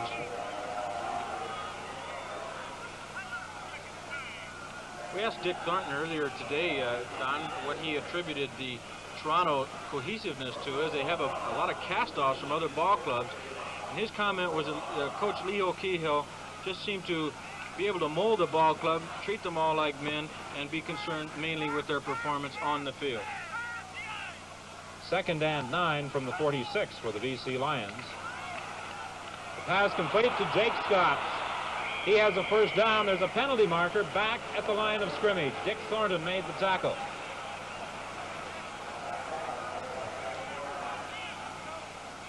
We'll wait for referee Al Dryborough to give us a signal.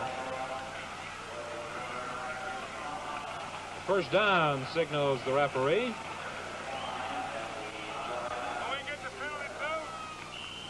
No indication as to what the flag was thrown for or whether it was dropped inadvertently. The pass complete to Jim Young.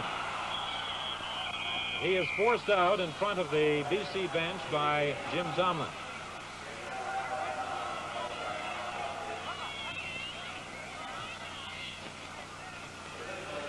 BC is trying to steal some of the Argonaut offensive theory now and sending people in motion, having 4 or 5 quick receivers on one side of the field. They've had success, but it's been limited success on this drive.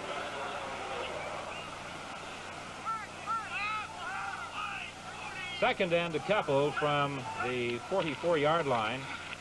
Jim Evenson crosses the 40 into the 39 for the first down. The official attendance has just been announced tonight, 27,671.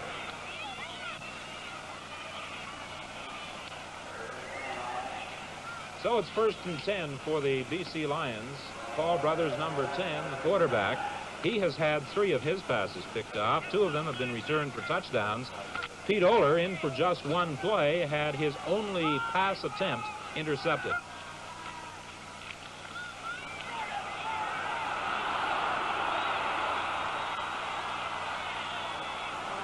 Ed Harrington came from behind to make the initial contact with Paul Brothers, and then he received assistance in finally tackling the BC quarterback, but not before he had again advanced the yardstick. This is what happens when you don't contain a quarterback. Then all the receivers from the BC Lions going deep, the Argonauts playing a man-to-man defense. Paul Brothers had quite a bit of room and gained 16 yards. This could be the final play of the third quarter with 3 seconds remaining on the clock. Complete to Jim Young, who grabbed it in front of Ed Learn, and then Dick Thornton came over to assist in the tackle. That's the end of the third quarter. The score is the Argonauts 39, the BC Lions 14. We'll have more CFL action. Don Whitman along with Frank Rigney, Don Chevrier, Mo Simovich, Giuseppe Simoni for the fourth quarter of this Toronto Argonaut British Columbia Lion football game, with the Argonauts leading 39-14. Earlier, Frank Rigney commented about the number of characters on this Toronto Argonaut roster. And the coach of the Toronto Argonauts, Leo Cahill, simply said there would be no policing off the field. Don't do anything to bring shame to the Argos and get our team into the Grey Cup. Lynn Hendrickson moves the football to the 5-yard line, and from there it will be first and touchdown for the BC Lions. Hendrickson, number 71.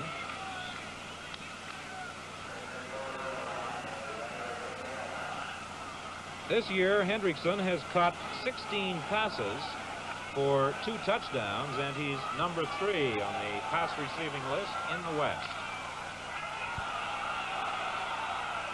Sledge hammers his way to about the 2, tackled by Alan Ray Aldridge.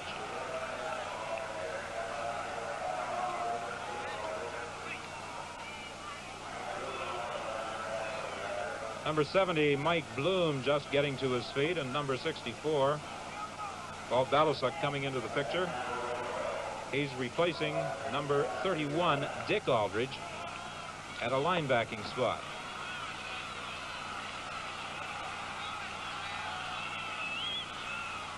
Second and touchdown from about the 3. Sledge struggling. He's in there.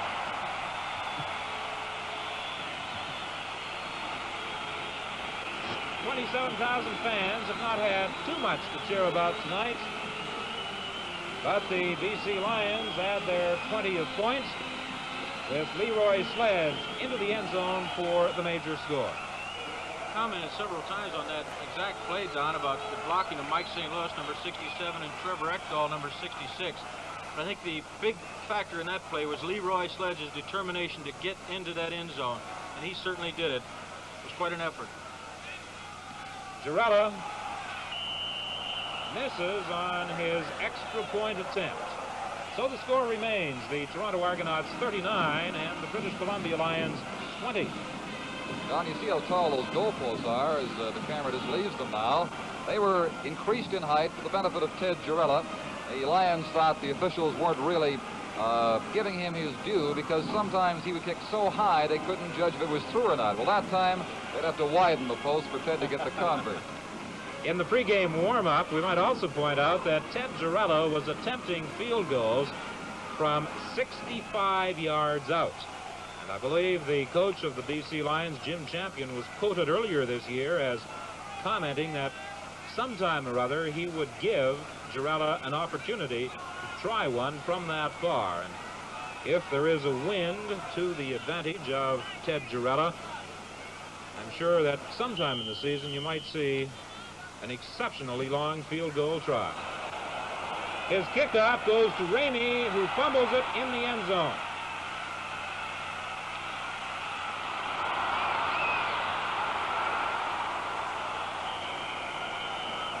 Frank, I think most fans across the country will agree that Dave Ramey is having a rather impressive debut as a Toronto Argonaut.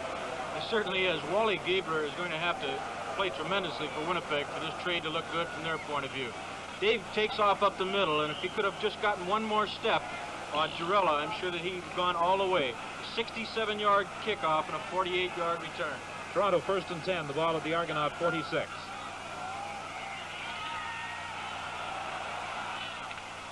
Good catch by Mike Eben, who cut right in front of Toby and Ray.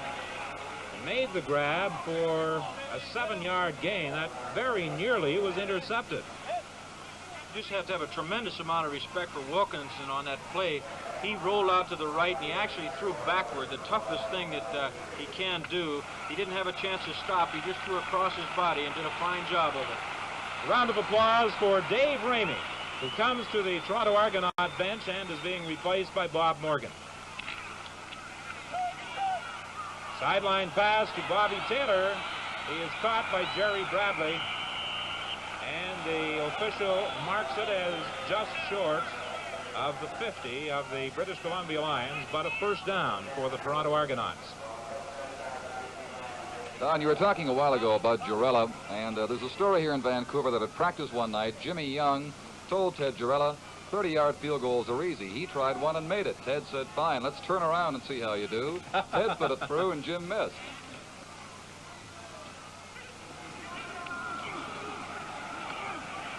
Here's the bomb.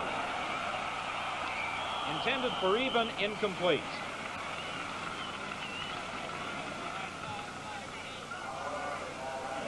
Good pressure again by Garrett Huntsberger, number 64. He seems to be the only BC Lion that's able to put any pressure at all on quarterback Wilkinson of the Argonauts.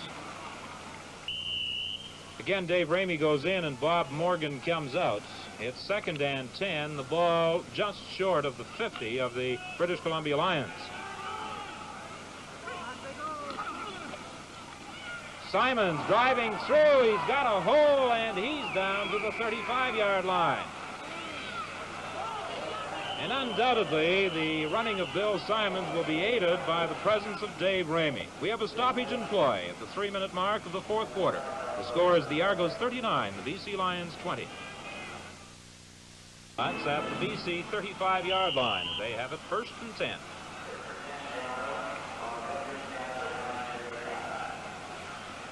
Huntsberger, Heighton, Wayne Dennis, and Bob Brown, the front four, preparing to thwart this charge by the Toronto Argonauts, directed by 19, Tom Wilkinson.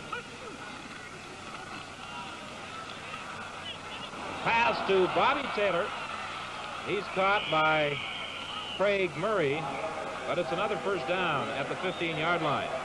Craig Murray, of course, is back in the lineup of the British Columbia Lions after suffering a serious face and eye injury in the 2nd game of the season out in Regina. That was a 20-yard gain by number 24, Bobby Taylor. A great pattern there, Don. Both Taylor and Mel Prophet, the tight end, they scissors across their paths, and both of them were open. 1st and 10, Toronto from the 15-yard line. Morgan is in place of Ramey, and he gets the ball. Wayne Dennis, number 52, made the tackle. It's a gain of 2. It will be 2nd and 8.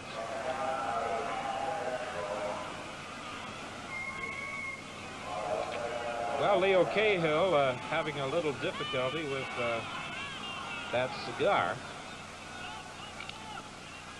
He's had it lit, but he's had difficulty keeping it going.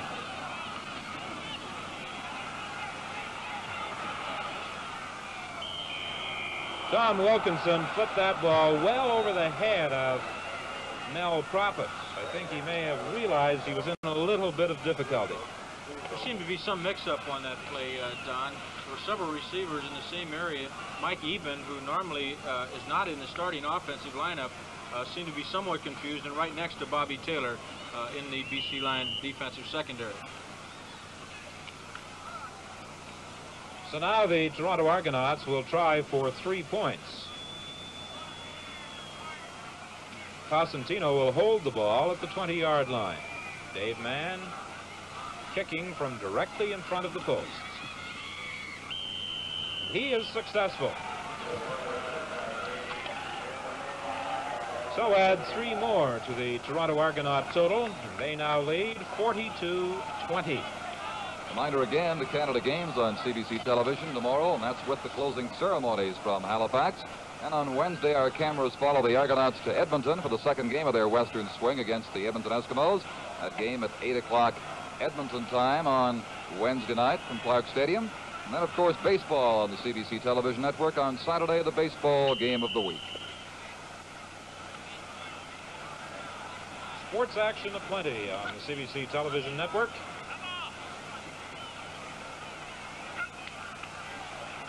A draw play. Evenson is the ball carrier, striking to the 43. Marv Luster was in on the tackle. Evenson last year, the second leading rusher in the West.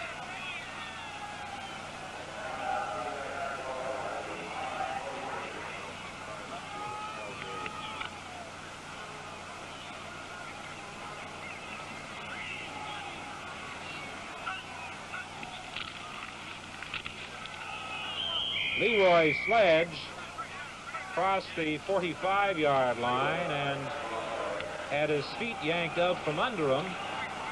Not almost a forgotten man in the Argonaut quarterbacking ranks is Frank Cosentino, what with Gabler and Wilkinson to contend with.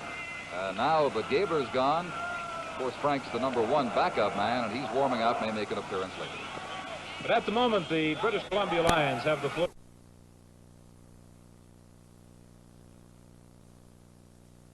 Be some mix-up on that play, Don. There were several receivers in the same area. Mike Eben, who normally is not in the starting offensive lineup, seemed to be somewhat confused, and right next to Bobby Taylor in the BC Lions defensive secondary. So now the Toronto Argonauts will try for 3 points. Cosentino will hold the ball at the 20-yard line. Dave Mann kicking from directly in front of the posts. He is successful. So add 3 more to the Toronto Argonaut total, and they now lead 42-20. Reminder again, the Canada Games on CBC television tomorrow, and that's with the closing ceremonies from Halifax. And on Wednesday, our cameras follow the Argonauts to Edmonton for the second game of their Western swing against the Edmonton Eskimos. That game at 8 o'clock Edmonton time on Wednesday night from Clark Stadium. And then, of course, baseball on the CBC television network on Saturday, the baseball game of the week. Sports action aplenty on the CBC television network.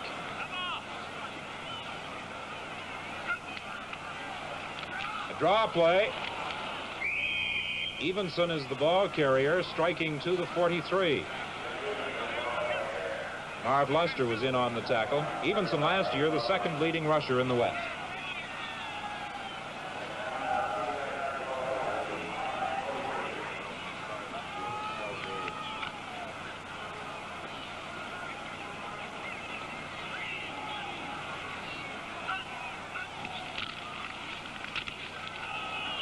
Leroy Sledge crossed the 45-yard line and had his feet yanked out from under him. Not almost a forgotten man in the Argonaut quarterbacking ranks is Frank Cosentino, what with Gabler and Wilkinson to contend with. Now that Gabler's gone, of course, Frank's the #1 backup man, and he's warming up, may make an appearance later. But at the moment, the British Columbia Lions have the football under the direction of quarterback Paul Brothers. It's 1st and 10 from the 47. Pass is complete to Leroy Sledge. Dick Thornton came up to make the tackle, number 25, Tricky Dicky, as he's nicknamed by his teammates. Of course, Dick, being the old pro that he is, he's going to give away those short receptions at this point. With a 22-point lead and 8 minutes left to go, Dick knows what he's doing. He gives an 8-yard reception to Leroy Sledge.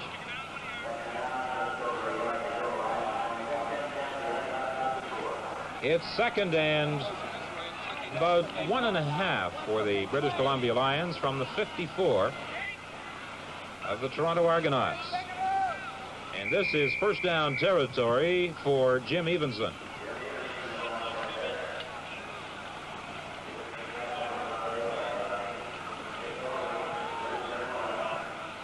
Vernon Vanoy and Dick Aldridge both came up to haul down the BC ball carrier. It's 1st and 10 for the Lions, the ball at the 51 of the Toronto Argonauts. Jake Scott goes wide to the left.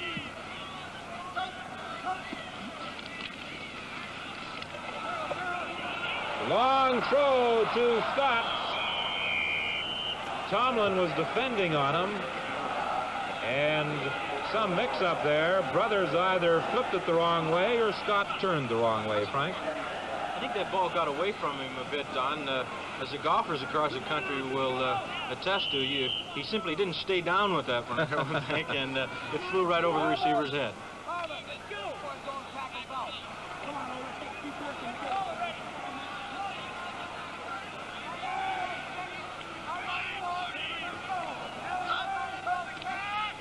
Second and 10 from the 51. Incomplete, intended for lefty Hendrickson. And it will be third and 10. Jim Tomlin was defending against Hendrickson. Tomlin came to the Toronto Argonauts this year from the New Orleans Saints of the National Football League. Might be interesting for the fans to note if British Columbia punt here, their punter Ken Phillips, who's a left-footed kicker, number 22, and kicking for them the first time this year. He drops the ball from an awfully high position. I'm just wondering if on an evening when there's high winds, if he's going to have a problem. He had something of a problem with the low snap and didn't get that ball away particularly well. A penalty marker is down and no yards. Maybe the infraction as Jerry Sternberg returned it, and Hendrickson was in too close. As a matter of fact, he almost caught the football. A 34-yard kick, a 5-yard return, and we're waiting for the signal from the field. And when the Argonauts do scrimmage the ball, Frank Cosentino will be the quarterback, number 11, replacing Tom Wilkinson. Number 60, conferring with the officials, is Danny Nicolak. He's been around for a long time, Don Chevrier. Yes, he has. 14 years, as Frank Rigney said earlier. And for Danny, it's been a long wait to have a solid contending team to play for, but he appears to have one here in 1969. Don, I think you were talking to Coach Leo Cahill about Frank Cosentino last night. Yes, we were talking about Cosentino. We were talking about Tom Wilkinson and the quarterbacking situation. And maturity is one word the coaches use most often when talking about quarterbacks.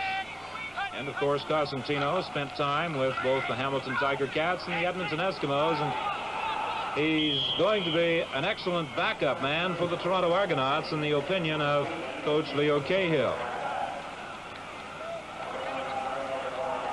Mike Eapen was the intended receiver, number 32.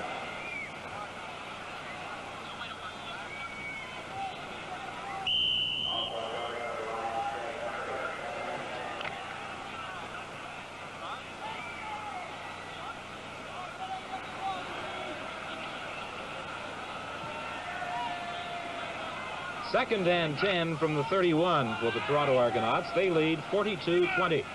6 minutes and 4 seconds remain in the ball game.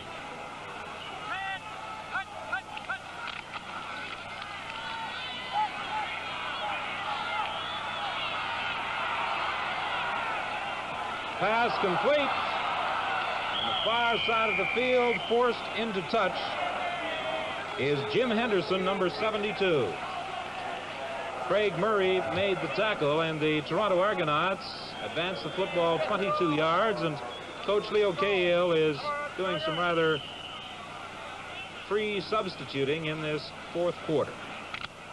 Frank Cosentino moved around back there quite nimbly, Don, on that one, and that's something that he certainly hasn't been noted for in the past. He's been noted for that strong arm, which he showed you on the previous play to that one, which was incomplete. From the 53, it's first and 10.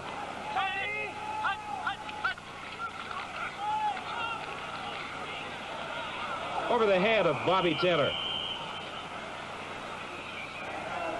Len Sparks was defending on Taylor and deflected that ball.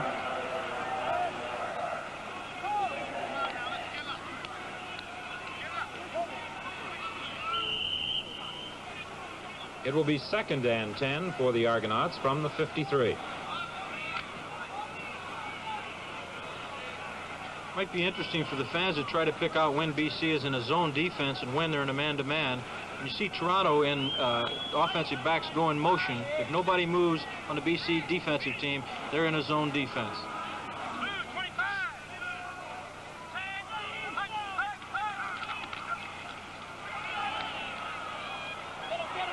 Morgan, the receiver, cut down almost immediately by Dave Tobey, and it was Tobey who was in on quarterback Frank Cosentino. He's number 51, just now getting to his feet.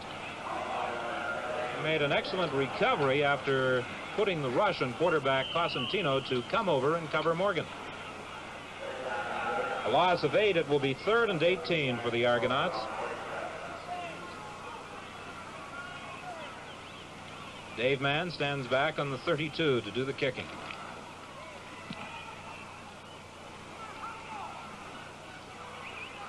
Fielded by Lassiter.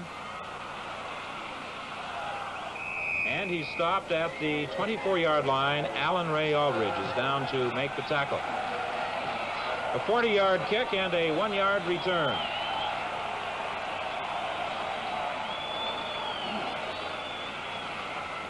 Don, you mentioned the changes the Argonauts are making, and this likely is because of that game coming up just 3 nights from now at Clark Stadium in Edmonton on Wednesday against the Eskimos.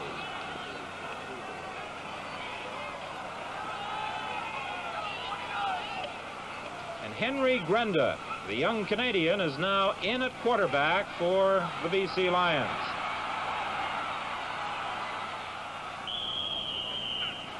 Pete Martin made the tackle. Grenda moving out of there and lugging that football to the 30-yard line. A number of people have mentioned in Vancouver the similar physical appearance of Grenda to the former great Joe Kapp, who was the quarterback here for so many years. Certainly, if it carries through to his ability, the BC fans will be pleased. Grenda is 6'3" and weighs 215 pounds. He played his college ball at Washington State. Leroy Sledge, the ball carrier.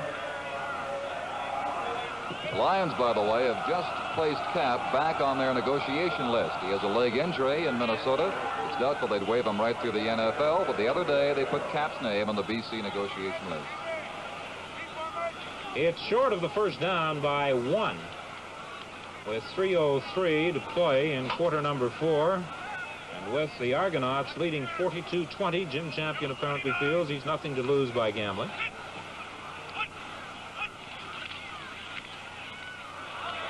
And again, the Lions are successful. We have a stoppage in play at the 12-minute mark of the 4th quarter. The score is the Argos 42, the BC Lions 20.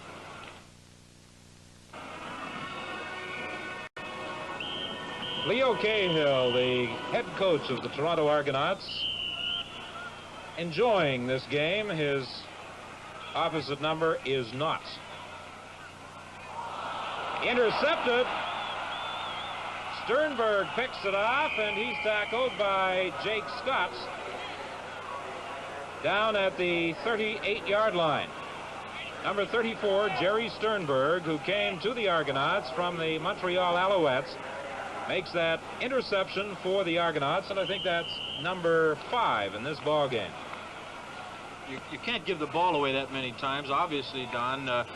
I don't know if you could call that an Argo bounce, seeing the ball didn't hit the ground, but they've certainly got the breaks tonight, although well-deserved on their play. Cosentino, the quarterback.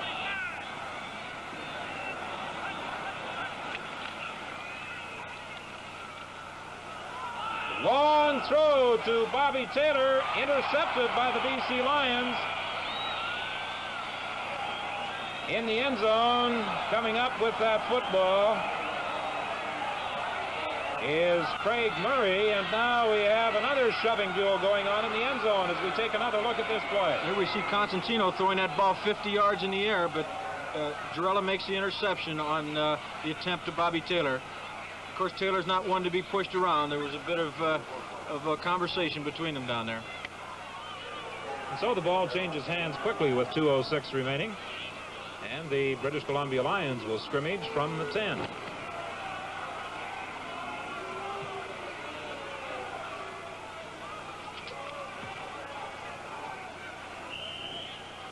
On Wednesday night, of course, the Edmonton Eskimos have the task of attempting to stop this Toronto Argonaut machine.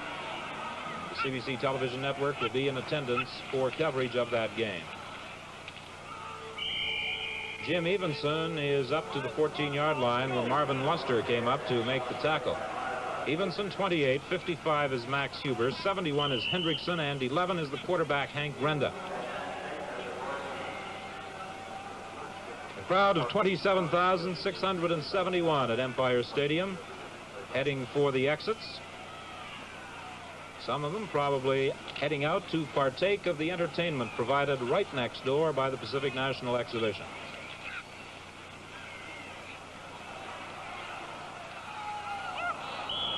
Pass attempt incomplete. Scott was the intended receiver.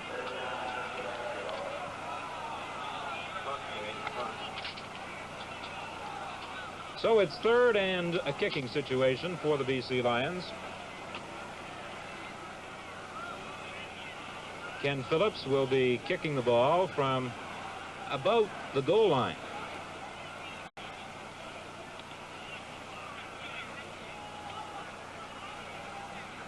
The Lions heading for their 5th consecutive defeat in the Canadian Football League. They occupy the cellar in the West. And the Toronto Argonauts, a minute and 19 seconds away from win number 3. They have one loss. Mike Eben is dropped at the 50-yard line, and the Argonauts will get an opportunity to add further to their point total. Dave Galinsky made the tackle for the Lions.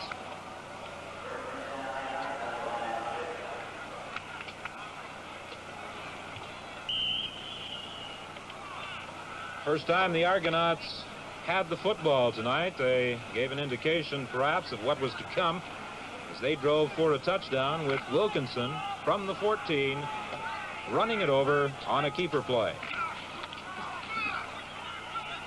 Cosentino throws, and how about that one?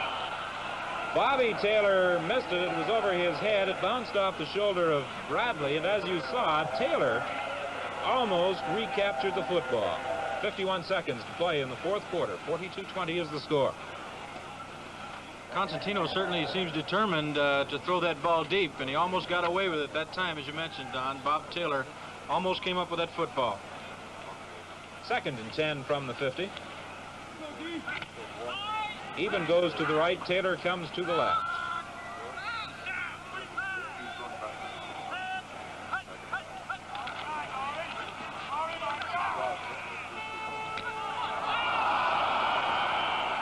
Sparks had a great opportunity for an interception. He's talking to himself out there. It was in his hands and out again. So with 46 seconds left, Toronto Argonauts will give up the football on a 3rd down punt. Lassiter and Easley go back to receive it. As our spotter, Mo Simovich, has pointed out, on all punts by the Toronto Argonaut Football Club, Alan Ray Aldridge, number 44, comes in to replace Bob Swift to center that football. He's been doing an excellent job this evening, as has Dave Mann, the punter.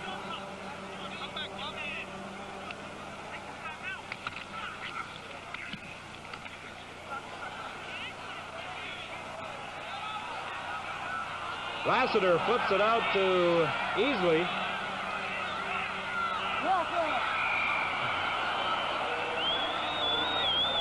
The last waltz, I guess you could call that one, as Hudspeth hung on for dear life to the jersey of Easley and swung him into touch. Hudspeth, number 66, stands 6'4" and weighs 240 pounds. He adds some beef to that offensive line of the Toronto Argonauts. He came to the team from Southern Illinois. 27 seconds remain to play. Grenda still the quarterback for the BC Lions. The pass to Jake Scott. He's tackled at the 30, but that's a first down. Again, the Toronto Argonauts defense quite willing to give away those hook patterns. A 15-yard gain as Jake Scott comes down, curls in, and he's hit with that pass from quarterback Pete Oler. I'm sorry, Bruce Brothers.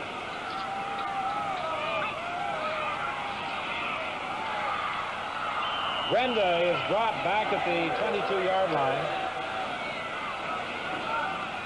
3 seconds remaining in the fourth quarter. 64 is Garrett Huntsberger. Early in the game, he was a solid part of that BC defense. 64 for the Toronto Argonauts. Balasuk has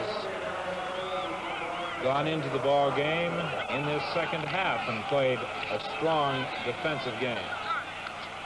The long throw by Grenda. The youngsters are out on the playing field. And the gun sounds to end the ball game. The game is over, and the final score is the Argos 42, the BC Lions 20. We'll be back in a moment with our summary and statistics.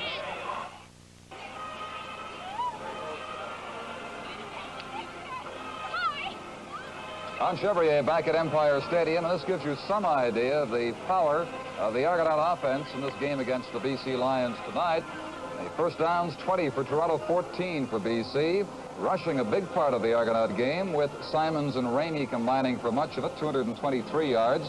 Matter of fact, between these two, Ramey had total yardage, passing and running of 169 yards, and he left the game at the 3-minute mark of the fourth quarter for Bob Morgan.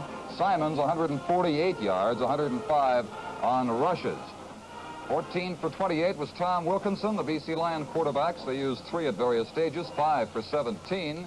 The interceptions, 5 by the Argonauts, who tore the BC Lions aerial game apart with their pass interceptions. The punting just about even, the penalties likewise. But the big difference, the total offense of the Toronto Argonauts of 418 yards in this game, as they manufactured 42 points, and again disappoint the BC Lions fans, but give great hope in the East that perhaps we'll have a big struggle between Ottawa and Toronto for the Eastern berth in the Grey Cup, Frank. Certainly, if what was required is a great offensive halfback for the Toronto Argonauts, they've certainly found one, and we all knew it. Dave Ramey, as Don Whitman said before the program began, everybody was looking forward to Dave having a big evening, and he certainly did. There's not much more you can say about him. Adding him to Bill Simons puts the Toronto Argonauts as probably the finest backfield anywhere, although I'm sure that the Ottawa Rough Rider fans will argue with that to a degree. And like you said, it puts pressure on Wally Gabler over in Winnipeg. It certainly does. In order to have the Winnipeg fans happy about it and for Coach Zaleski's trade to look good, Wally Gabler is certainly going to have to show up. But he can do that. He's an old pro. He's proved himself in Toronto, and I'm sure that he can do so in Winnipeg as well. Let's look now at one of the highlights of the game, and there were so many. The Lions, even though they scored just 20 points and lost by a total of 22, had their moments as well, and young Jake Scott was a key member of that kickoff team. I think as much effort and time as we've given to Dave Ramey, it only is right to show that the BC Lions do have an offensive player who can scamper with that football himself, in one person of Jake Scott. An 87-yard kickoff return, which led to BC's first touchdown, a drive that amounted to 22 yards after that run back. Don Whitman, for a while you had a tense, exciting game. It sort of ran away on us later on because the Argonauts made some changes. But the Lions, you know, you watch them, you get the feeling they can still be a good football team. Tense, exciting game when we lost our network early in the first quarter, and then we had that brawl over in the far side of the ball game. In Hamilton, so what else can go wrong this year? But the BC Lions have had a lot of work, and we made the comment earlier in the game about Jim Champion's reaction to the schedule. I was talking to Champion yesterday, and Denny Veach, of course, the general manager, is not particularly pleased with the schedule the BC Lions have drawn this year. And in making a comment, Champion said, if Denny Veach voted for it, it had to be unanimous at the drafting schedule of the CFL. Well, perhaps better luck next year for the Lions when the 1970 schedule comes out for them. But all is not lost yet. No. And so the Argonauts come out and gain their first win in the Western Conference, the 2 games they'll play. The final score was the Argonauts 42 and the British Columbia Lions 20. The CBC's next CFL telecast Wednesday night, August 27th, when the Edmonton Eskimos play host to the Argonauts. That's the Eskimos and the Argos from Clark Stadium Wednesday night, coast to coast on the CBC. Now, on behalf of our sponsors and the CBC Television Network, Don Chevrier bidding you all a very pleasant good night.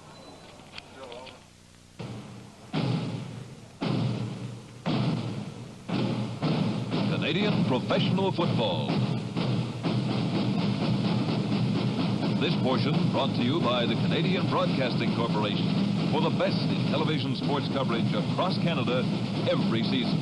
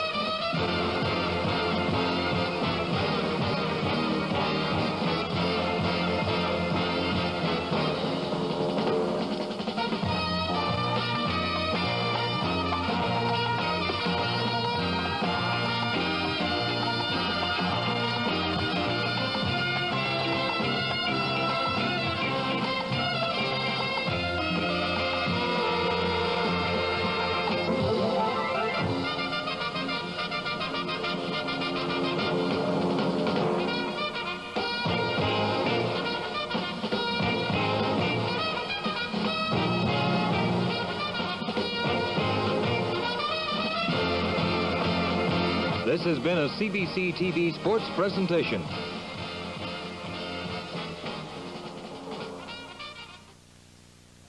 This is the CBC Television Network.